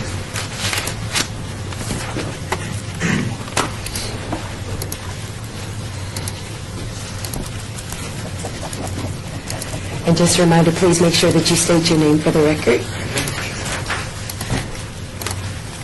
My name is Dr. John Mathias. I'm a clinical psychologist. I wasn't sure if everybody's ready, so we can give you a full undivided attention. I'm sorry. It's okay. He's ready to go. Is this like green? All righty. Good, ready? Okay. Now you're good. Thank you. The academies were just the other day. My name is Dr. John Mathias. I am a clinical psychologist. I'm also the clinical director of Family and Child Treatment of Southern Nevada. I've been in that position now for over 7 years. I have with me Linda. I'm Linda Lewis. I work with back in preparing the application that you have. So I would like to talk about our organization briefly, and I'll talk about our program that we're proposing funding for.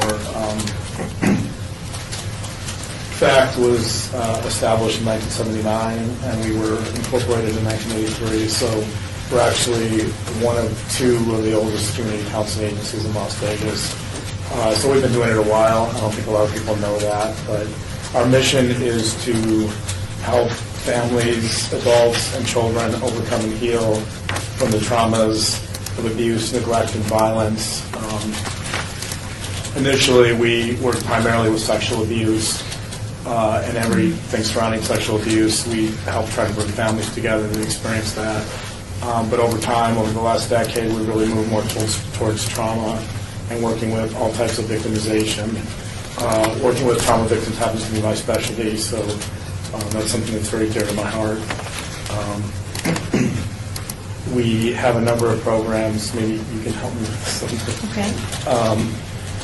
We have outreach education programs.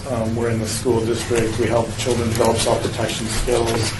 We have an adolescent substance abuse program for teenagers that have been the victims of trauma and then experience substance abuse as a result of that. We have a program for teenage girls that have been involved in human trafficking. We provide advocacy for them. We help them deal with the ramifications and the traumas of being in that area. We also provide services for children in the school system, special needs children who are particularly vulnerable to abuse, and how to deal with that, how to protect themselves. Information for them and for their parents, families as well. I think that would be fun. Right. The other thing we do that's important is we do a lot of training. We have relationships with UNLV. Currently, I supervise 4 or 5 doctoral students at UNLV, And we have relationships with the master's programs, there's social work, marriage and family programs. So I think it's important to our agency to work with students and to really utilize those resources so that we, can leverage our assets. But I think, in terms of therapists in this community, a very high percentage of actually have some affiliation with our agency or have been trained directly through our agency, so we're very proud of that as well. This particular program is a program for homeless women who are primarily or mainly homeless because of domestic violence. So they find themselves at the Shade Tree Shelter. What we do is we offer a couple of psychoeducational groups for the women. These are large groups, 15 to 20 women per group. The main purpose of these groups is to acquaint them with the cycle of violence and to kind of get them to understand what's going on. I think a lot of women who come into Shade Tree, unlike some of the other shelters, really lack an understanding of what's happening. They know that something bad is happening, obviously, and they've had to leave to, often to save their lives. And so that's where we come in and we try to help them rebuild their lives. And we start with some groups, and then we also offer a therapeutic group there. So typically the women will move from our 8-week program into our more therapeutic group, which is a smaller group, and they have to finish the other groups to get there. And then if they're still doing well and they're still at Shade Tree, typically they'll find an affiliation with our agency. They'll come to our offices and work with us individually. I actually have a client who I've been working with now for over a year who was in that predicament, and she's doing great. She's out of the shelter. She has a job. She's really found her voice, and it's been a real pleasure to see. I kind of asked her if she would show up today, but a lot of our clients are very reserved, and privacy is such a huge issue in our field that she declined, and of course I want to respect that. But she has a very moving story to tell, and I try to tell it for her when I can. So, did I miss anything? No, I think that's everything. Does any member have any questions? For fact, Member Guerrero. Yes, do you guys have any street outreach type of program? I'm sorry, student? Street outreach? Street outreach. Most of Going up to the the, streets and, most of the folks who come to FACT come through one of the court programs, or they come through any of the programs in the community who might see women who've been involved with violence or domestic issues. And I think FACT is pretty well known throughout the adult court, the juvenile court, the school system, all the major places in the community, and they're the ones that refer. And our advocates all have relationships with Metro, so we actually, in the human trafficking area, they work closely with the Metro officers that are undercover. So we have, that's pretty close to getting to the street, but we're not actually out there doing that. But we certainly have those relationships. thank you. Member McCoy. Since you stated in your application that you guys do a lot with domestic abuse, do you do any work with Safe Faith United?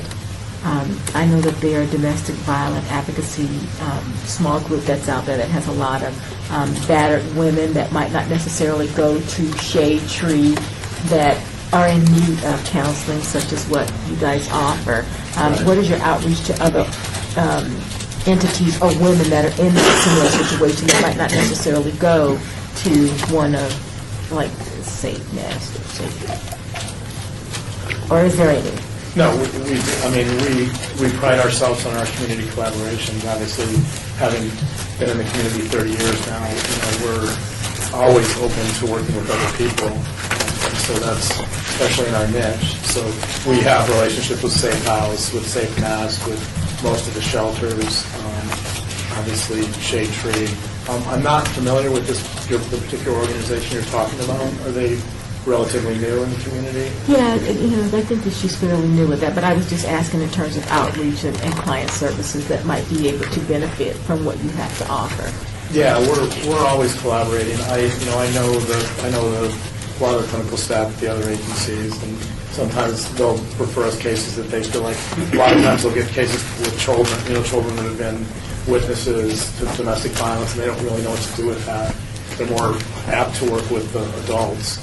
So a lot of times we'll end up taking on the family or the children in those cases. Thank you. Sure. 2.5 minutes. Member Jordan, please. Jordan, what's your maximum clientele? I mean, you get them students, adults, you have a max You mean, like, number? what would our maximum be per person in the agency per Right. therapist? Right. I'd say probably about 20, low 20s, 23 would probably be the absolute max.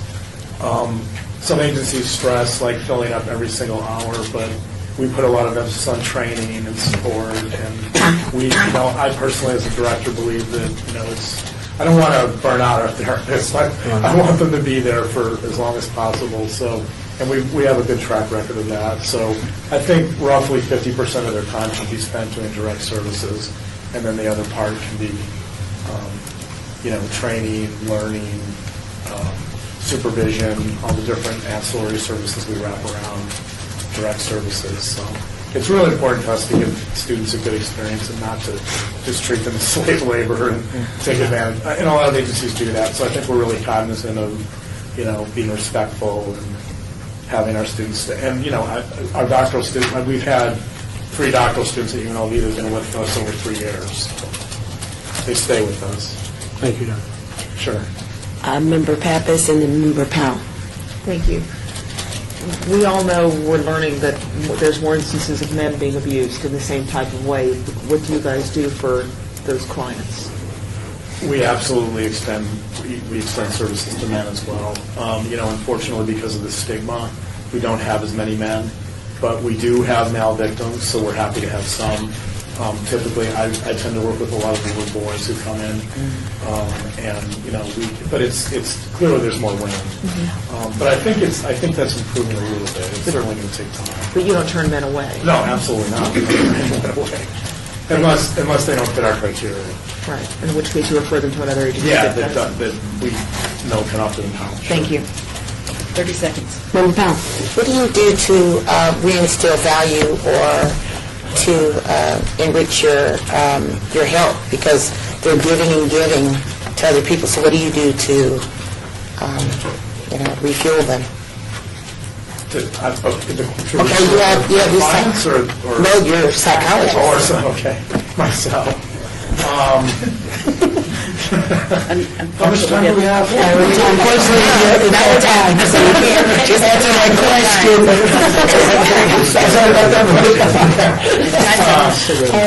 Thank you so much. Thank you. It's another grant.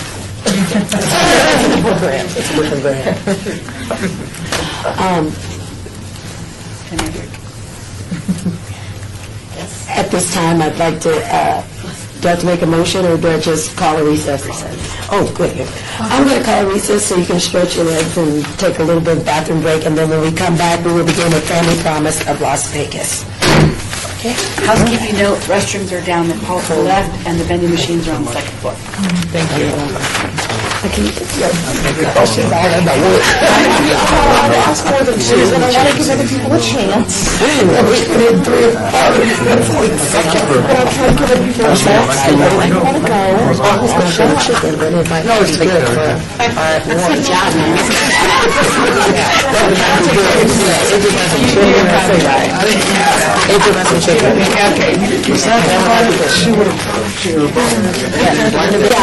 I want to ask my guests behind us. I'm sorry, it's my military training. This is, I can ask, can I move over this way? Please sit down. Okay, yeah. Well, no, what she's asking is if she can ask the sort of people, we don't like people behind. Oh, to move over here. Yeah, good. I'm the chair. I'm the chair. We can do this, right? I don't want to put that in the record. I don't know if I want to put that in the record. Okay. Hi. Good. How are you doing? We're started, and I know you guys all see this. just blame it on me, I'm weird like this. People behind me kind of throws off my equilibrium. Is there any way that we can get everyone to kind of move over that way and get some more chairs? Yeah, I'll help you some chairs. Thank you. I hope this is you guys all settled. Because see, my first instinct was to grab in the foot. And I don't even know to grab the foot of nobody at the board meeting.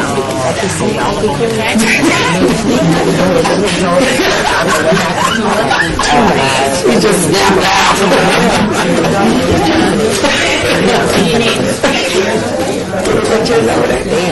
That was so sweet. That was wonderful. Thank you. They are. Start asking me about because one of them I can feel like he's not with us all right. I was like, I don't know what to say. All right. We're going to go lightning speed on this. Really get this going. All right. Fantastic. The answer to a question. Yeah, because this was a fix or something that might have answered your question. All right.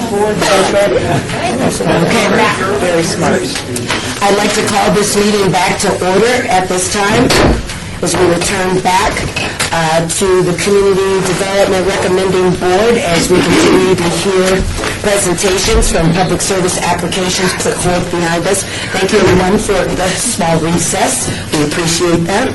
At this time, members, if you're ready, I'd like to invite forward Family Promise of Las Vegas to begin their presentation to the board.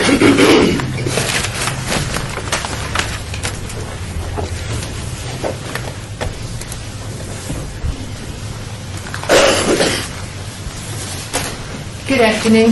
My name is Terry Lindeman. I'm the Director of Family Promise of Las Vegas, and I have brought with me today Mr. Randy Mitchell, who is our Board Treasurer and our Finance Chair. And I'd like to thank you for this opportunity to talk to you about our program.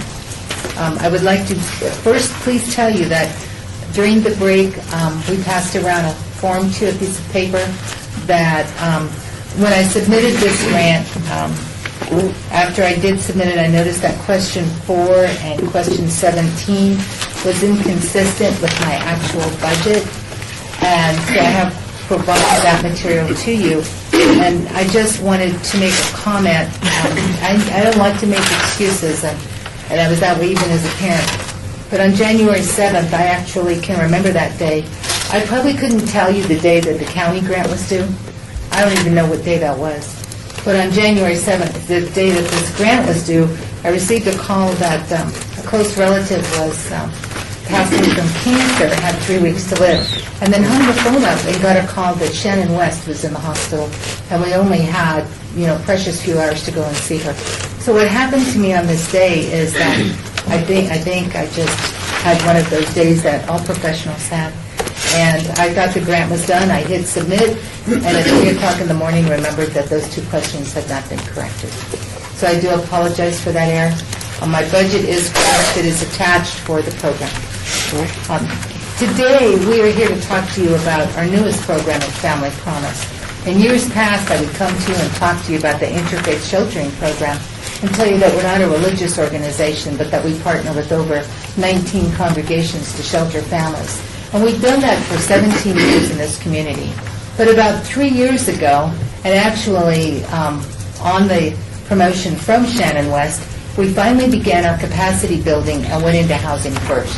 We did that first with a program for disabled parents with children, and we have a great program manager for that program, Barbara Hawkins. And then we started this program, which we call Community Partnership for Opening Doors, and its acronym is CPOD, which is sort of a strange acronym, but that's how we kind of keep the program separate. So on any given day, Family Promise is now serving over 100 people, moms, dads, and children. Where years ago, when I would come before this committee, I would tell you that we serve up to 14 people at a time. We have capacity built in the housing and case management section. This grant that I wrote for you today for $36,625 is specifically to fund the case manager for the CPOD program. We get our housing through scattered site resources, which could be any private landlord. We are in a partnership with the Southern Nevada Regional Housing Authority to place families into that and housing in a fast track system. And then we work with a great group of partners in the community, and credit one thing to help fund the work done in this program to assure that families that go into housing are going to get the case management, the support that they need to stay there. So this is more along the lines of homeless prevention, future prevention. These families come from all places. They could come from our sheltering organization. They could come from Shade Tree. They could come from the Salvation Army. They can come through us, any referral source. And our goal is to get them housed as fast as we can and to work with them to maximize their employment and to work with them to remain stable in housing, providing case management services, looking at budgeting, checking their receipts, and making sure that they remain stable throughout that process. Just today, we moved one of our newest moms into this program, a mom with 4 children, and she went into housing at the Southern Nevada Regional Housing Authority under Connection to Home, and she will be receiving case management for 3 months. The case management that we provide to housed families can be 3-month increments, 6 months, it can be 12 months. We actually never want to lose that connection with the family. So this is for 12 months of case management in this particular program. We work with the children, the Clark County School District, and we provide furniture to the families that are housed.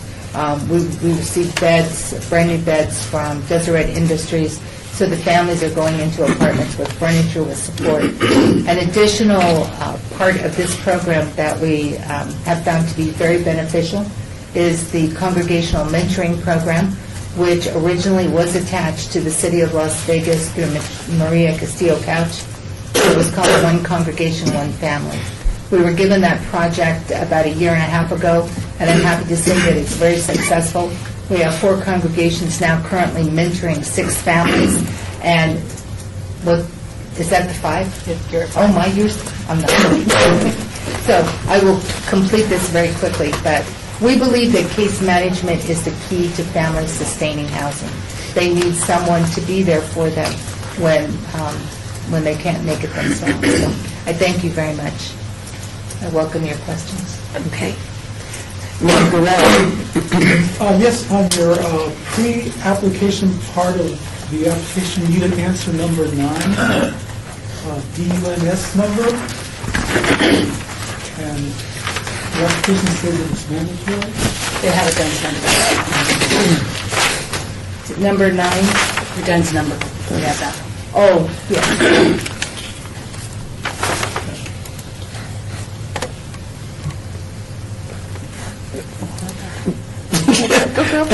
Member McCoy, on your application number 8, when it says how many clients successfully participated in the program in the past 3 years, currently you have 43. Last year you had 31, but the year before that you only had 9. It was 9 families, and that was the very first year of the grant.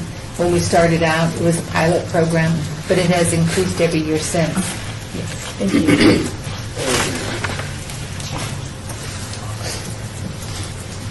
Member Pappas. Thank you, Member Pappas. Question 26, when we talk about applying for other funds, you listed you did not apply for any from Clark County, Henderson, North Las Vegas, or State of Nevada? Well, we've never applied for state of Nevada funds, but for Clark County, we apply to them for our ESG, and we don't apply to the ESG on this side. But the other issue that we have is over 64% of our clients every single year, and I ran the zip code off HMIS again today, come from the City of Las Vegas or going to those zip codes. Henderson is about 14%, North Las Vegas is around 6%. So when I do need to apply for those grants, we very seldom are funded because we don't really serve that many of their clients. I'd just like to comment that you guys do really good, strong partnerships with other agencies in the community, and we appreciate that. Thank you. Yes, definitely. 2.5 minutes. This is Member Miller, and you, if I'm read that properly, you don't schedule any fees or whatnot because through all the multiple partnerships that you do? There are no fees to the people that we serve.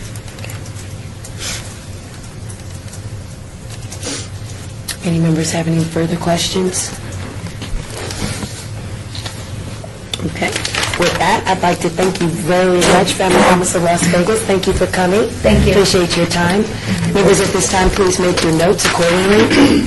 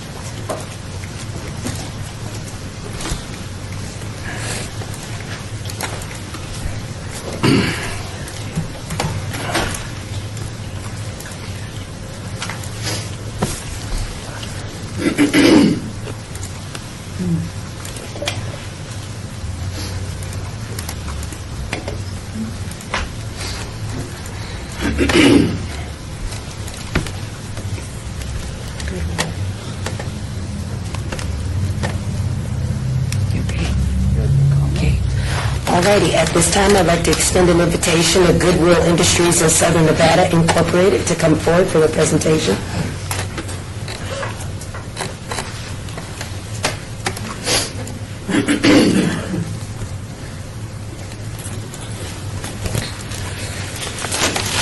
Please remember to state your name for the record when you're ready to begin. Thank you.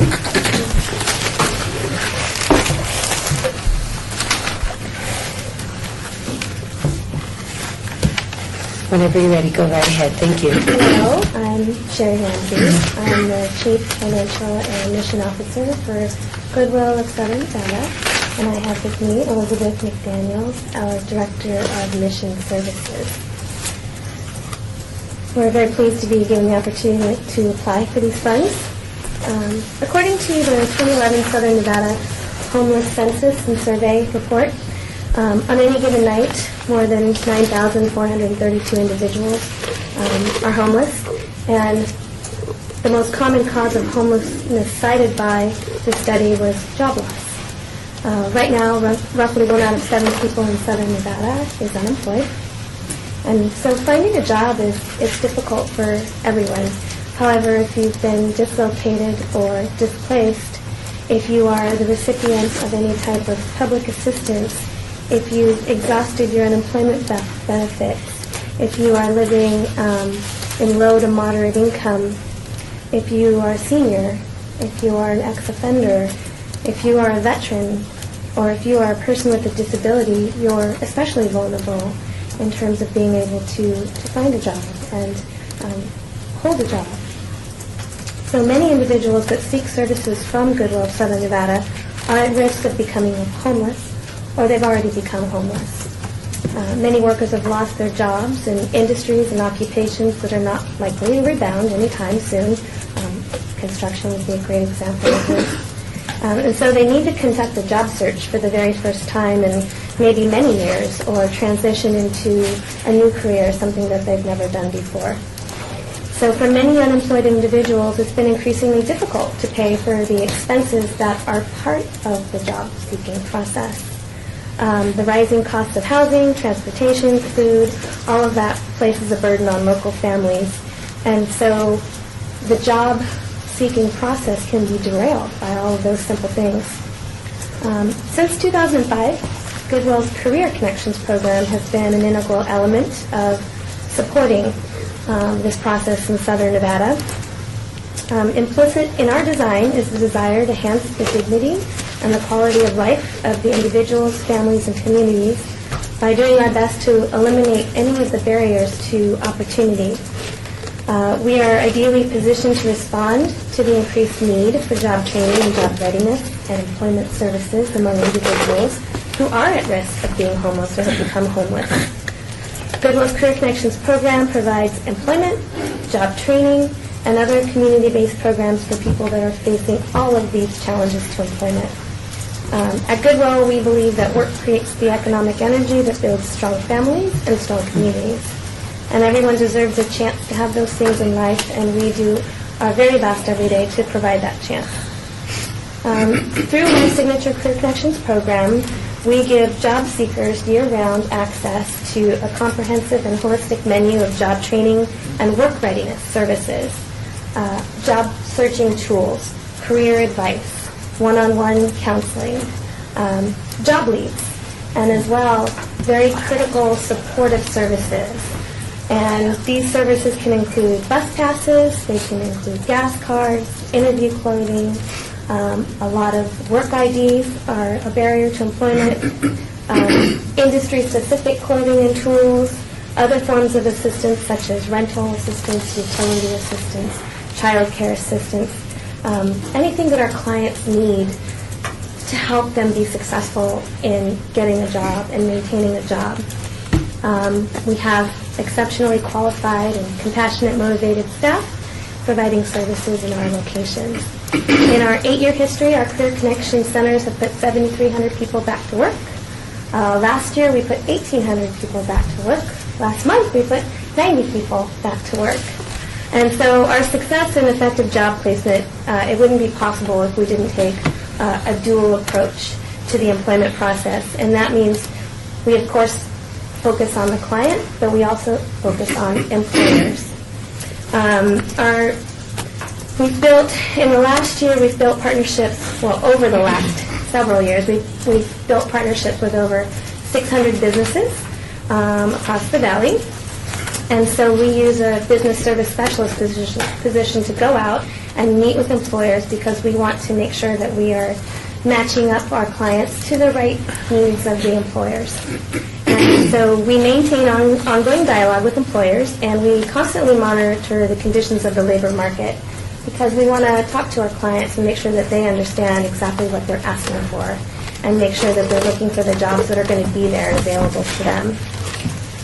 We recognize that simply providing training and job development is not enough, and so like many of the agencies here, we partner with many agencies in the community to provide those services. So very quickly, this request is to fund an employment specialist position. This is a position that works in our Career Connection Center one-on-one directly with our clients, providing them with that individualized employment plan. Thank you. Any members have any questions for Goodwill Industries of Southern Nevada? Member Guerreros. You mentioned finding employment for ex-offenders. Do you have a special program for them, or is it the same as the other? Do they have special needs as far as job placements? Yeah, everybody who comes in has a special need because either they have long-term unemployment and they have to be able to explain that, or they have a disability and they have to be able to have accommodations to work around that, or they have a veteran, or they're a veteran who has certain stigmas that come with that. The felons are a challenge. A lot of us have gone through felon employment training, so we know some of the tricks and tips. But with the felon, just like most of our clients, a lot of what we do is helping them stay positive, stay motivated, giving them the tools, give them the confidence, and that's I think a big part of what we do. Thank you. I have a question. Now, this is just for one of your satellites for this career. So this request for this case manager would be at the Tropicana location, if I'm understanding it properly. Where are your other locations? I guess I'm just... In Las Vegas, on Cheyenne and MLK, is where we have our second location. Okay, so there's two locations.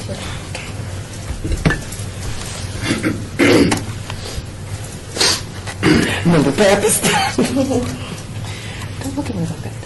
Commander Pappas, your counselors that go out and find companies that might be willing to hire, how do they isolate, how do they figure out who they're going to go to? We have a couple different strategies. One is we will talk to anybody who will let us walk in the door. We bring candy, we bring goodies, we bring anything we can to walk in. So there's two approaches. One is we're out in the community, we're networking, and again, talking to any employer that we can get our foot in the door with. The second approach is we have weekly meetings where the employment specialists say, I have 5 truck drivers, I have 10 admin people, I have 2 in the medical field, and they give our business services specialists those resumes. That allows us to go out and target particular employers. So we do anything that we can. We also utilize our board quite a bit and their contacts. I'm thinking, I belong to an association that has a lot of management companies that belong to it, and if you start looking at maybe targeting some of these associations, then you can spread the word in a specific industry, and instead of targeting a specific employer, you're hitting the whole industry. It might give you some more opportunities. And the last one, I saw your hand. I noticed that your number of unduplicated clients is the same as the number of clients that you serve. So you don't have clients that come back around that they find employment and then they might, for whatever reason, lose that. We do, yeah. I think we had an unduplicated count of 56 or something like that for this one, right? Am I right? I haven't looked at it in a minute. Oh, this just says the number of residents and the number of unduplicated clients. Meaning, for the most part, we count them the first time they come in the door. So this is our first time served number. But you do have people that... Absolutely. Yeah, they may come back and get a supportive service, a bus pass or transportation pass, but in this particular question, it was answered as the first time that we saw them. Less than a minute. Okay. Member Aker. I have a question on your budget for under the rent. You have it down as $29,000. Is that for one building or is that for one location? That would be for both career correction centers. And then what's falling right under it? It says the rent for facility use, 0. You don't rent it out or anything? It's just Yeah, one center is in our corporate offices, and so it receives an allocation of that corporate building, and the other one is within the Tropicana store, so it receives an allocation of that station. That's his time. All right, thank you so much for coming and making your presentation. Thank you very much. Members, please take your notes at this time.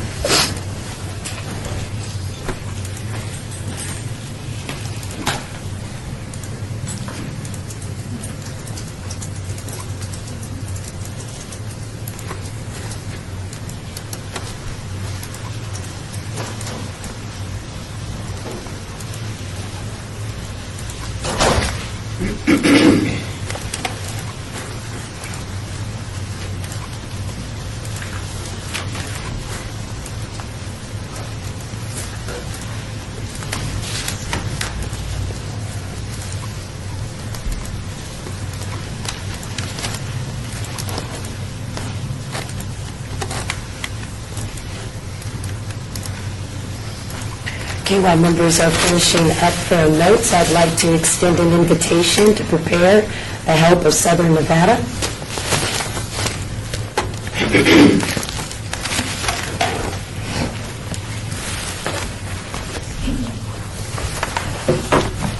Okay, please make sure that you state your name for the record whenever you're ready.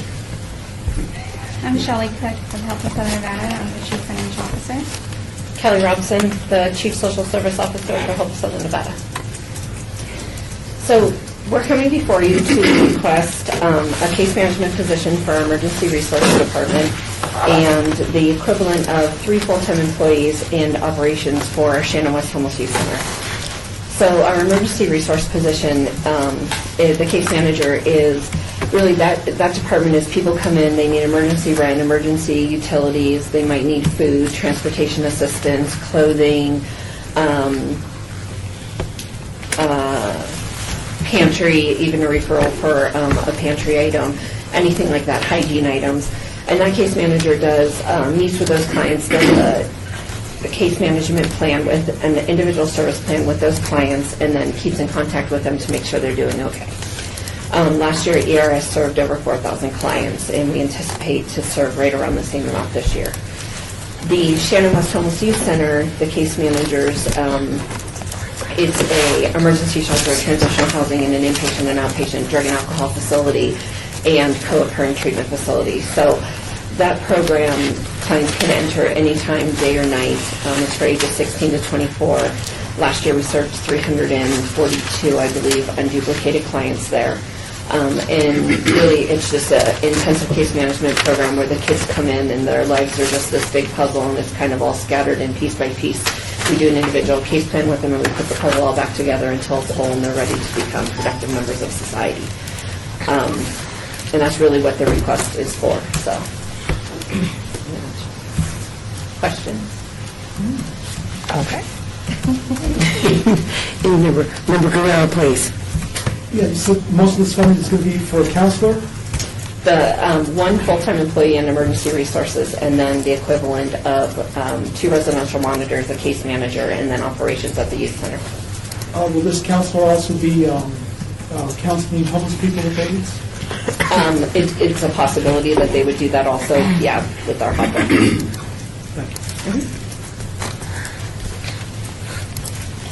Member Pappas. Thank you, Divinder Pappas. What's the recidivism rate for the youth center? How many, you said you get the pieces, you put them together, help them out. How many times do these kids usually come back before they're good to go? I'd say between some, it just depends. It depends where they're at when they come in. Some of the kids come in and they're totally 100% ready.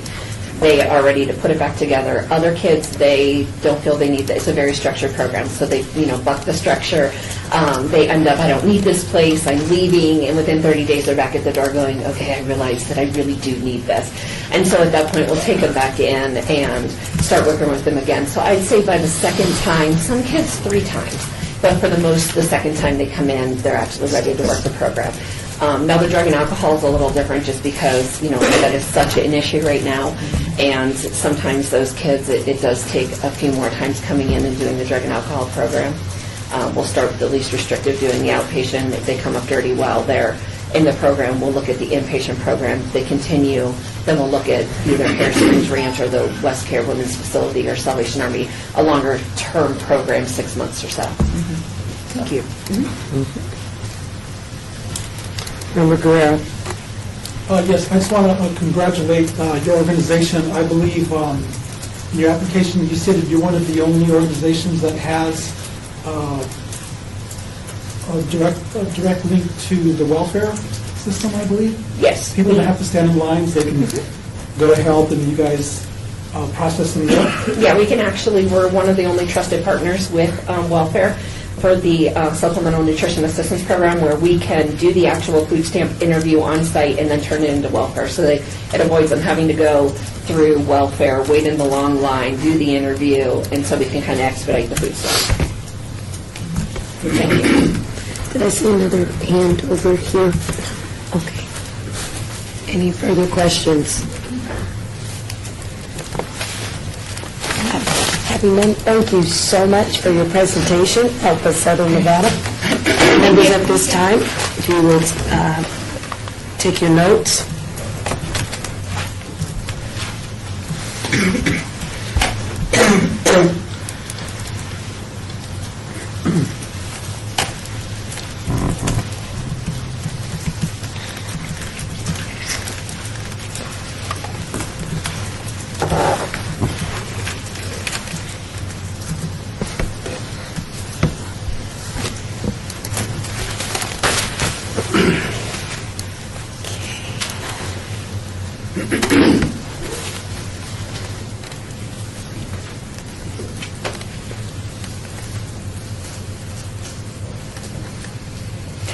At this time, I'd like to extend an invitation to Helping Hands of Vegas Valley Incorporated to make the presentation. Again, please make sure you state your full name for the record. Thank you.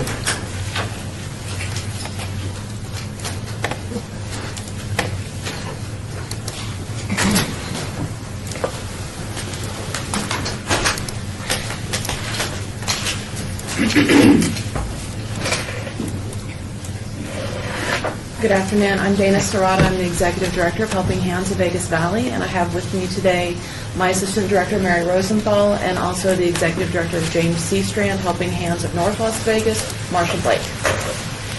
Thank you for having us here today. We are coming to you to ask for some assistance. Helping Hands of Vegas Valley and James C. Strand Helping Hands of North Las Vegas have been providing transportation services to seniors for the last 12 to 14 years. And that's why our organizations were developed, was to make sure that seniors could get to their appointments, could get the services they need for chronic health conditions so that they won't end up in our emergency rooms calling an ambulance to be able to get to the doctor. And so what we're trying to do now that we've reached a capacity point is to form this collaboration, which we've done over the past year. And so we're working together to utilize our 4 vehicles and our cadre of volunteers, along with our drivers that are on staff. And we're coming to you to ask for an additional driver so that we can expand the service hours and days of service for the clients, so that if they have appointments later in the day or earlier in the morning, or if they'd like to go grocery shopping or to the bank or something on the weekend, they can do that with this additional driver. It'll also help us to alleviate cancellations, because if we have a driver right now who gets sick or goes on vacation, then that bus is sitting idle, and we don't want to have that. We want to have that availability there for the seniors to have their rides. Our buses, 3 of them are ADA compliant, and so it's a huge asset to our community to be able to offer that free transportation to folks who need it, who are very low income and would not otherwise be able to get where they need to go.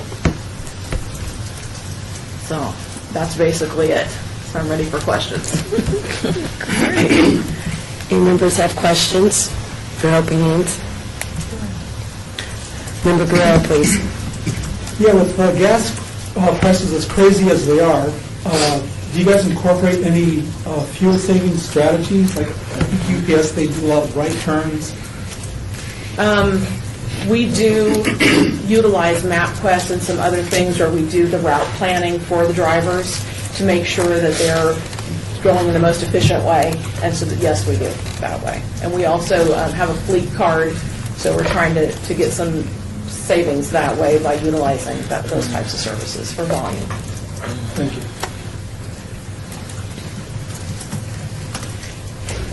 Member Pappas and then Member McCoy. Thank you, Devendra Pappas.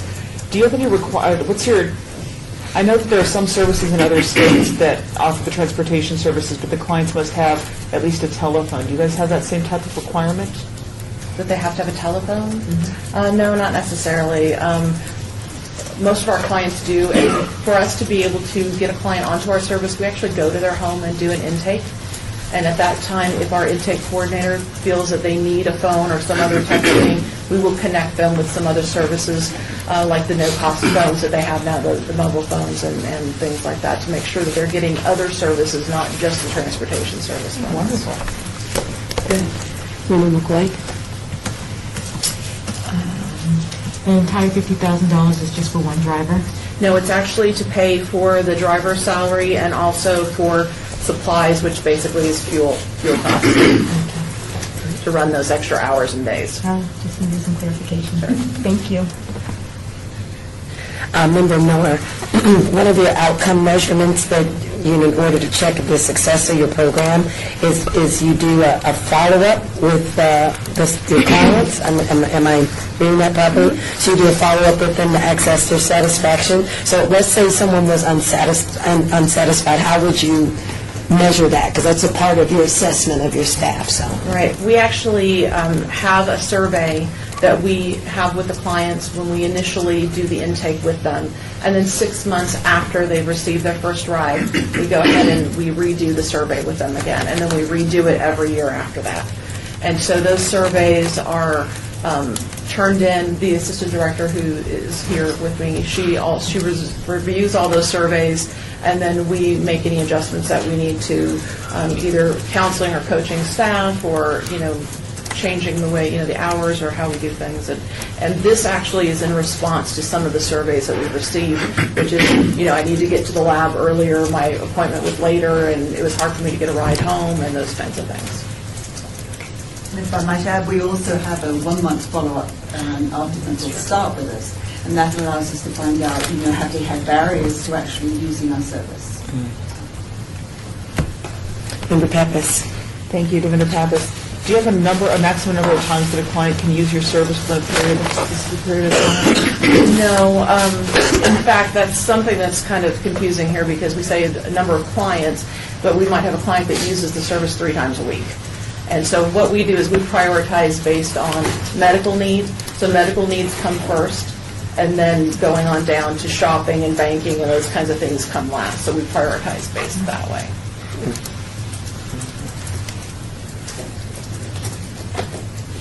Any further questions from members of the board? Member Pappas. Director Pappas, how does information about your services get out to your potential clients? It gets out through a variety of ways, through the different social service agencies, also through the senior centers and other, the aging and disabled resource centers that we have here in town. And unfortunately, we do have a wait list right now that's a little bit more than our actual client list. So we don't really have a problem with the word getting out. Thank you. Which time do we have left, staff? You have time. Okay. Any more questions from members of the board? Well, we want to thank you for coming and answering our questions and your presentation. Thank you very, very much. Thank you. Members, at this time, please make your notes.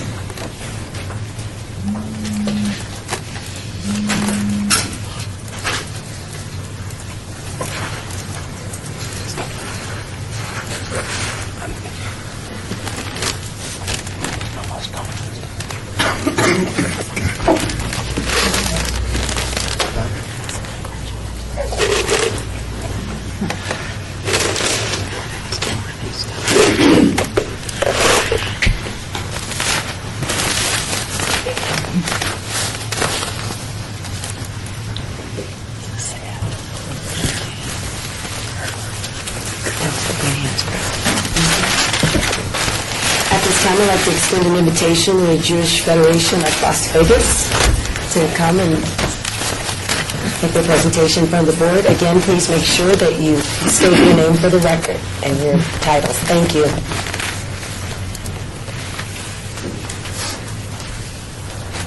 Good afternoon. My name is Elliot Karp. I'm the President and Chief Executive Officer of the Jewish Federation of Las Vegas. As everyone else has said, thank you for the opportunity of presenting, but I'd like to just take a moment and thank each and every one of you. I realize that this is a voluntary opportunity for you to serve your community, and it is duly noted by us and I think all of our partners in the social service community, which is another comment that I want to make. It's very interesting sitting there waiting for an opportunity to speak. Because we all work together. We're collaborative partners. At Las Vegas Senior Lifeline, we work very closely with Helping Hands, with Goodwill, with Family Promise, and with 3 Square, who I think you're going to hear from shortly. It's nice to know that in a collaborative fashion, we're trying to do the best that we can to serve those perhaps the most vulnerable in our communities with their needs and to meet them. So the work of the city is very important, and it's great to be in your new home here at City Hall. So thank you for the opportunity. With the help of the City of Las Vegas Senior Lifeline is able to provide compassionate care to more than 400 low-income seniors in our community. And while this program is sponsored by the Jewish Federation, it's important to note that of the 500 seniors that are our family members, not our clients, but our family members, more than 2/3 of them are not Jewish because our program is non-sectarian.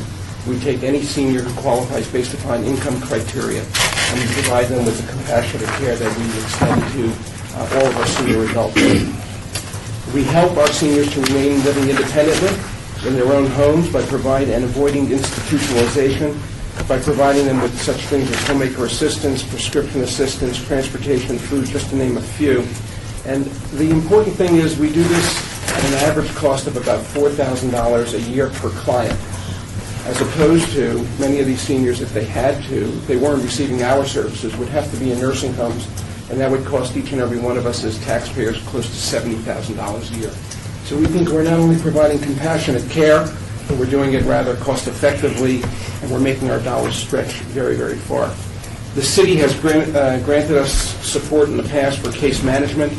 That basically gives us the infrastructure by which we deliver our services. Our case managers work with our clients to assess their needs. And I'm glad that my colleague, Angela Gudavari, our manager, and our Director of Senior Lifeline is with me today, as well as Marjorie Griebel, our CFO.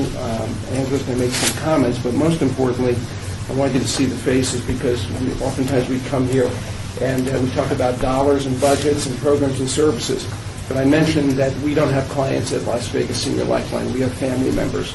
And we're joined by Ann and Mary and Adeline. And if you think that they got dressed up just for this, they didn't, because when they come to our weekly congregate meal program every Friday afternoon, that's how they come dressed up, because they want to look their best when they come see the family. Angela?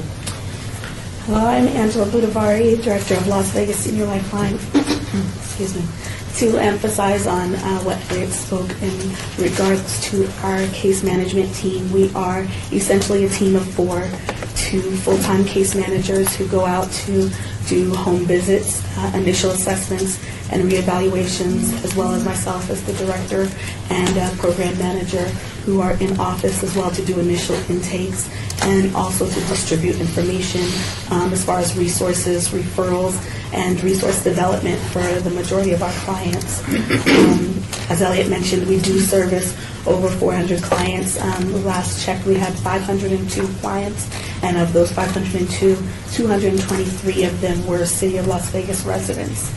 Our case managers go out to their homes to do a thorough in-home evaluation to assess their needs as far as what services we can provide them as an agency, and if we're unable to provide those services to them as an agency, we're able to refer them out to some of our collaborative partners or other organizations that we know are available in the community to help them if their needs are greater than what we are able to provide.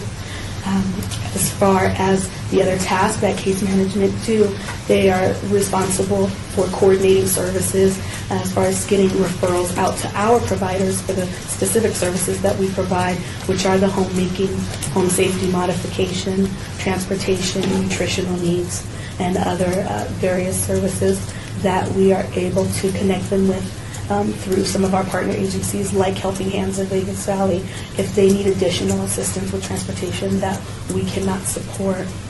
As an agency, our team works very hard to make connections with other agencies, to network, to meet people out and about in the community, and to make sure that we have all the information we can to present to our clients because fortunately we're able to provide this resource, this vital case management service to anyone who calls our agency despite their eligibility for our program. So anyone calling the agency is able to get this information and hopefully get the help that they need.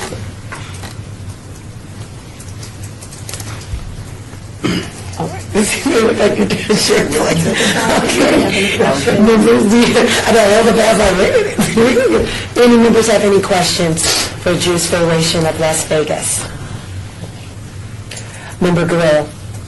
Oh, yeah, in your application, you mentioned you have a kosher Meals on Wheels. Can you talk about that a little bit?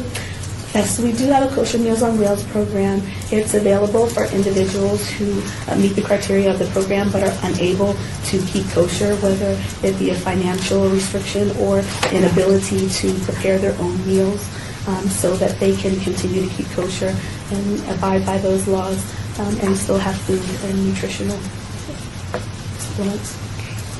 Member Hartley. Kim Hartley.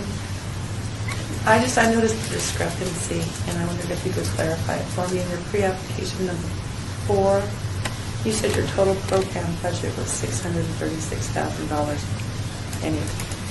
Okay, a little bit more. But on your program budget, your attached document, you have the budget at $519,000.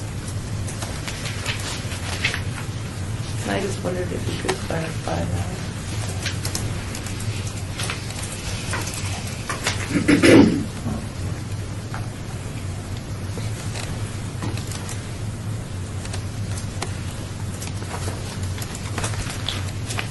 Which page? I'm looking at the budget right now. It's the program budget.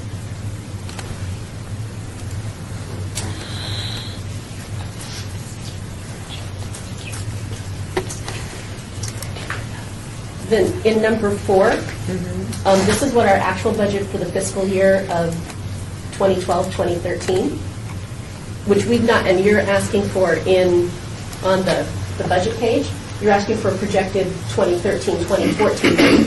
So the number, the 519 is what we're projecting for 2013-2014. Our fiscal year doesn't start until July 1. So this is a projection of what will be spent in 2013-2014, because that's the year that this grant is for. Okay. So And the actual, and the number that's in question number 4 is what our budget is for 2012-2013. Oh, okay. Okay? Our actual budget. Yes. Okay. Thank you.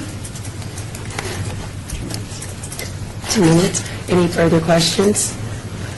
Member Esseln? I just noticed, and I'm just curious, you're asking for 41,000 and some change for salaries and fringes, and then 31,000 and some change for other, I'm just curious what the other is. The other would be direct client service costs, such as for prescription assistance, is one area that we currently do not have funding for. We allow the clients up to $500 a year in reimbursement for their prescription copays. And then also, we would like to expand the program if we could to cover doctor copays as well.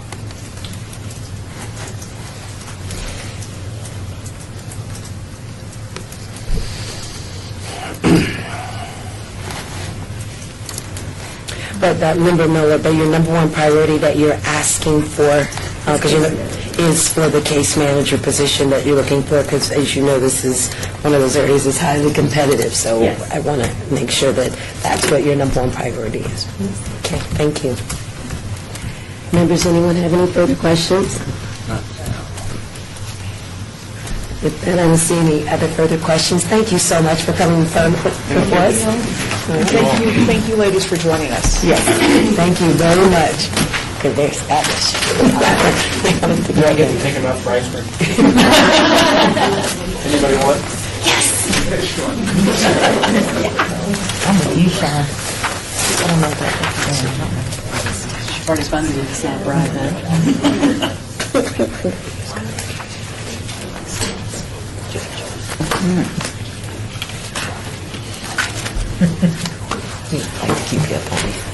Members, at this time, please finish your notes.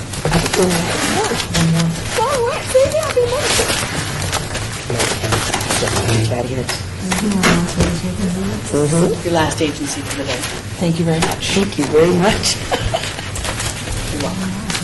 I was trying to stay on a timeline, staff. Can you finish your notes up for me? Staff is joking you, that staff is very helpful. I know, and you know what? We like that. That's wonderful. We worry about you. We worry about you. Do CPR, really. Yes, another day we thought you were down there. We just got to do it.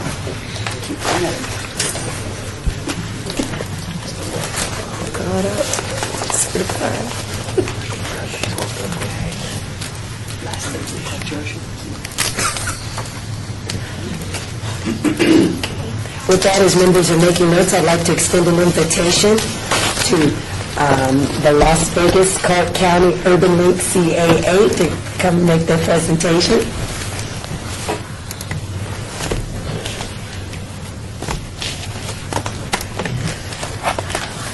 Again, ladies, please make sure you state your name for the record when you begin your presentation. We appreciate that. Thank you.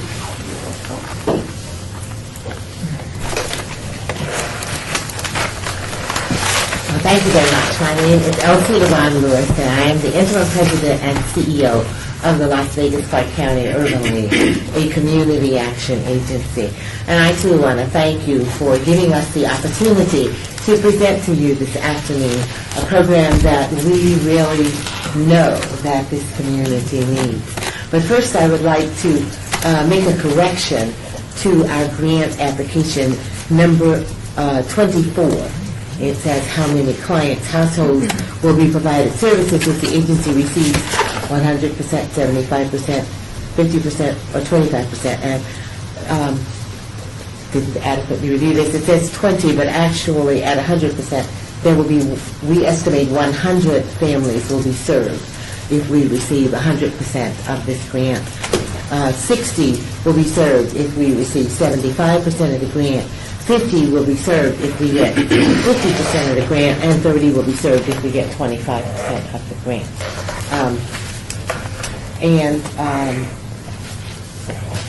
We have Tamara Collins, who is the program director for this particular program, and she will make our presentation regarding the program. Good afternoon again. I am the program manager for the Supportive Services for Veterans and Families Grant, a new initiative that was provided through the Department of Veterans Affairs to assist homeless veterans. And our primary goal is to ensure that we concentrate on ending homelessness for veterans and their families. We see on a daily basis that we see veterans who are without homes, living on the streets, living in the cars, and part of our job is to reach out to those veterans and their families to provide them with adequate housing. Another feature from our grant is that we already provide is comprehensive case management, and we also create plans to help our veterans attain long-term housing stabilization.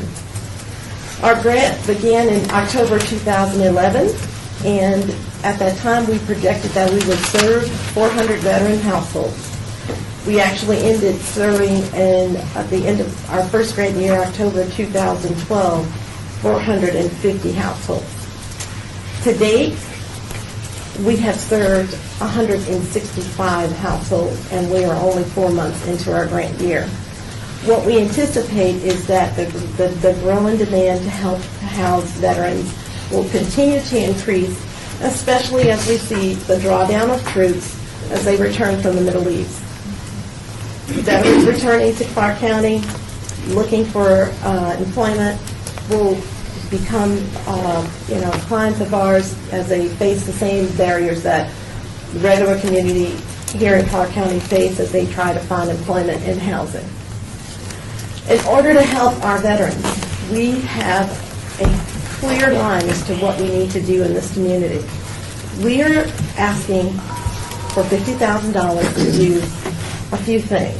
One, we would like to purchase a vehicle so that we can reach out further in terms of going out to our veterans. The vehicle cost should cost us an estimated $25,000, and it should include a lot of the insurance liabilities so that we can operate the vehicle and supplies. And we also have a great need for the remaining funds to use as we provide wraparound supportive services to the veterans that we serve. Now, it's one thing that we have a veterans grant already that helps house veterans. But another thing, a component of that grant, is that there are gaps in the services that we can provide. And these gaps, believe it or not, are what causes our veterans to continue to have all of the barriers that they have and keeps them in homelessness or a very unstable plight. So what we are trying to do with these, with the additional funding that we're requesting, is to provide for emergency housing to help our veterans while they're being currently case managed and housed, allow us the time that we need to provide that veteran with proper documentation, their identification, any type of birth certificates, which take almost a month to have restored to a veteran household. During those periods, there's not a lot of grant opportunities that will help us house a veteran. So we have to try to seek opportunities so that we can maintain their housing, maintain their stabilization during those periods while we're trying to help assist them to maintain or stabilize the household. An additional goal would allow us to reach further out into Clark County. Our current obligations are to service Clark County as a whole. We also service the Mesquite areas as well as Laughlin.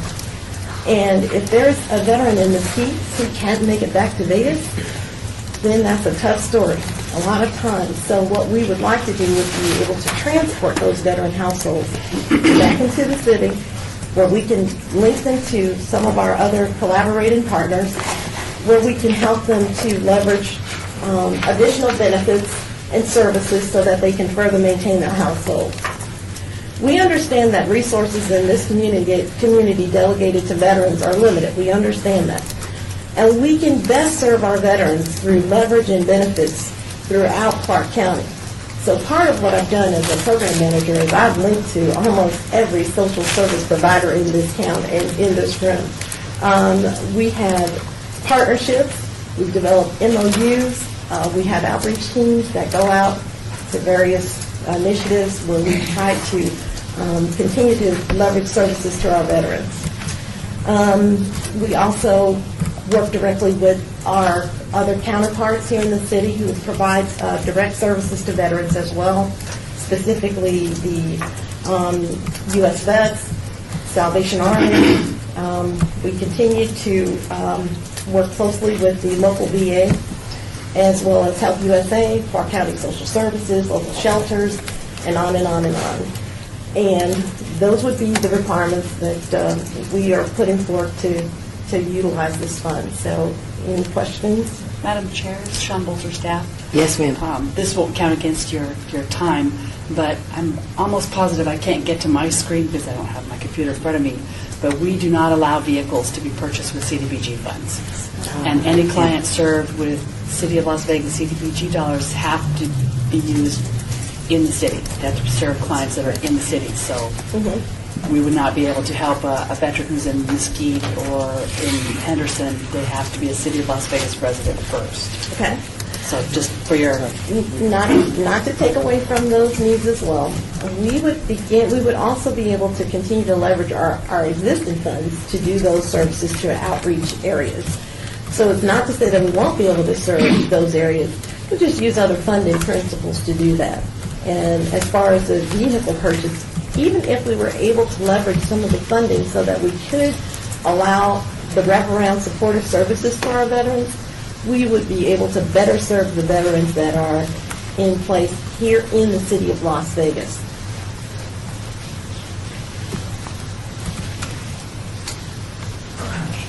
May I have 4 minutes? Okay, good. 4 minutes for questions. Members, at this time, do you have any questions for the Clark County, I'm reading that right, Clark County Urban League CAA for their Veterans Program? Member Guerrero. Yeah, on your application, you mentioned a prison reintegration program. Yes. Can you talk about that? I definitely will.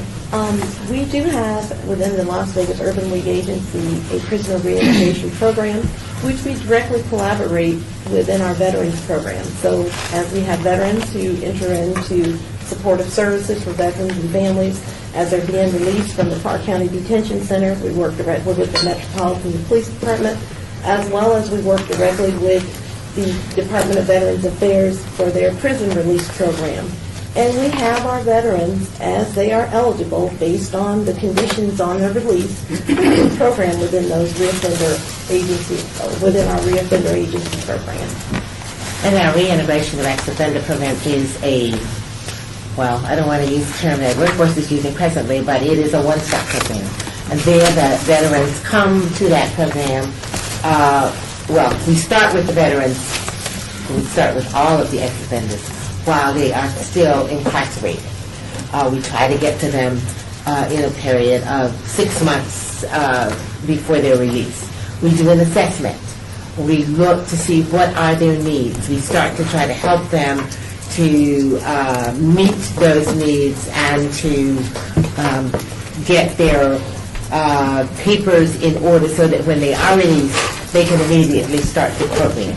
Once they get out, we give them classes, we give them job readiness classes, we do an assessment. One of the things that program, Reintegration of Ex-Offender Program, will not pay for is housing. That's a grant from the Department of Labor, and they will not pay for housing. So we are always looking for some avenue.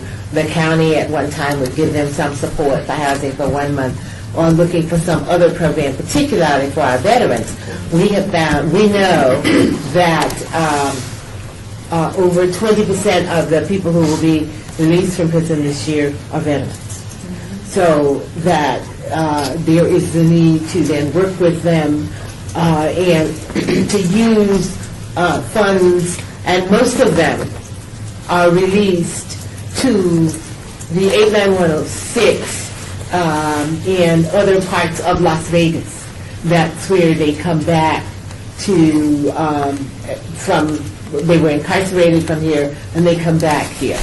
So these funds would be used to do some of that bridging while we're getting the balance of their documents, while we're getting them stabilized, while we are giving them classes in all of the things they need classes in, including mental health referrals, anger management, the things to get them job ready, training, then that's what we would do for the veterans, and it would be exclusively, of course, I was talking about a reintegration program, but for this program it would be used exclusively for veterans. Very good, thank you. Member Pappas. Divender Pappas, do you have counseling programs integrated with all of this for the homeless to help them get the counseling so they can get back out for the released inmates, help them not reoffend, all of that? Definitely. Even part of today is what I ended up doing. I ended up housing someone from CCDC, and I housed someone who just was released from High Desert. We are constantly bombarded with the need to house veterans. Even as we look at the funding streams that we have, they're not always obligated to single individuals. They're targeted mostly to families. So what we find is a lot of time our single men are without an opportunity to be placed in housing. Resources from a team of this capacity here would allow us to help place those individuals into housing scenarios, whereas a lot of times our grant funds don't give us that latitude to do so. And let me talk a little bit about, yes, we have an integrated case management program that is designed to work with all of our programs, our veterans in terms of their case management, our reintegration of ex-offender program in terms of their case management. The object of that program is to reduce substantially the recidivism rate. And we have had that program for at least 5 years, and the recidivism rate that our program is able to show has been reduced substantially. Now, it's not to say we don't have any, but it has been. It has shown substantial reduction, and we get a report on a regular basis that compares us to the other cities that have this type of grant. And we compare very... Sorry, we're out of time, but you have a very valid point, and we appreciate that, but your time has run out. We want to thank you for coming to us and your information. Board members, at this time, if you could please take your notes.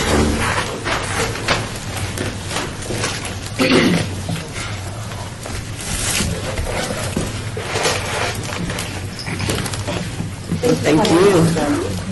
Madam Chair, you're at number 5. Yes, I am.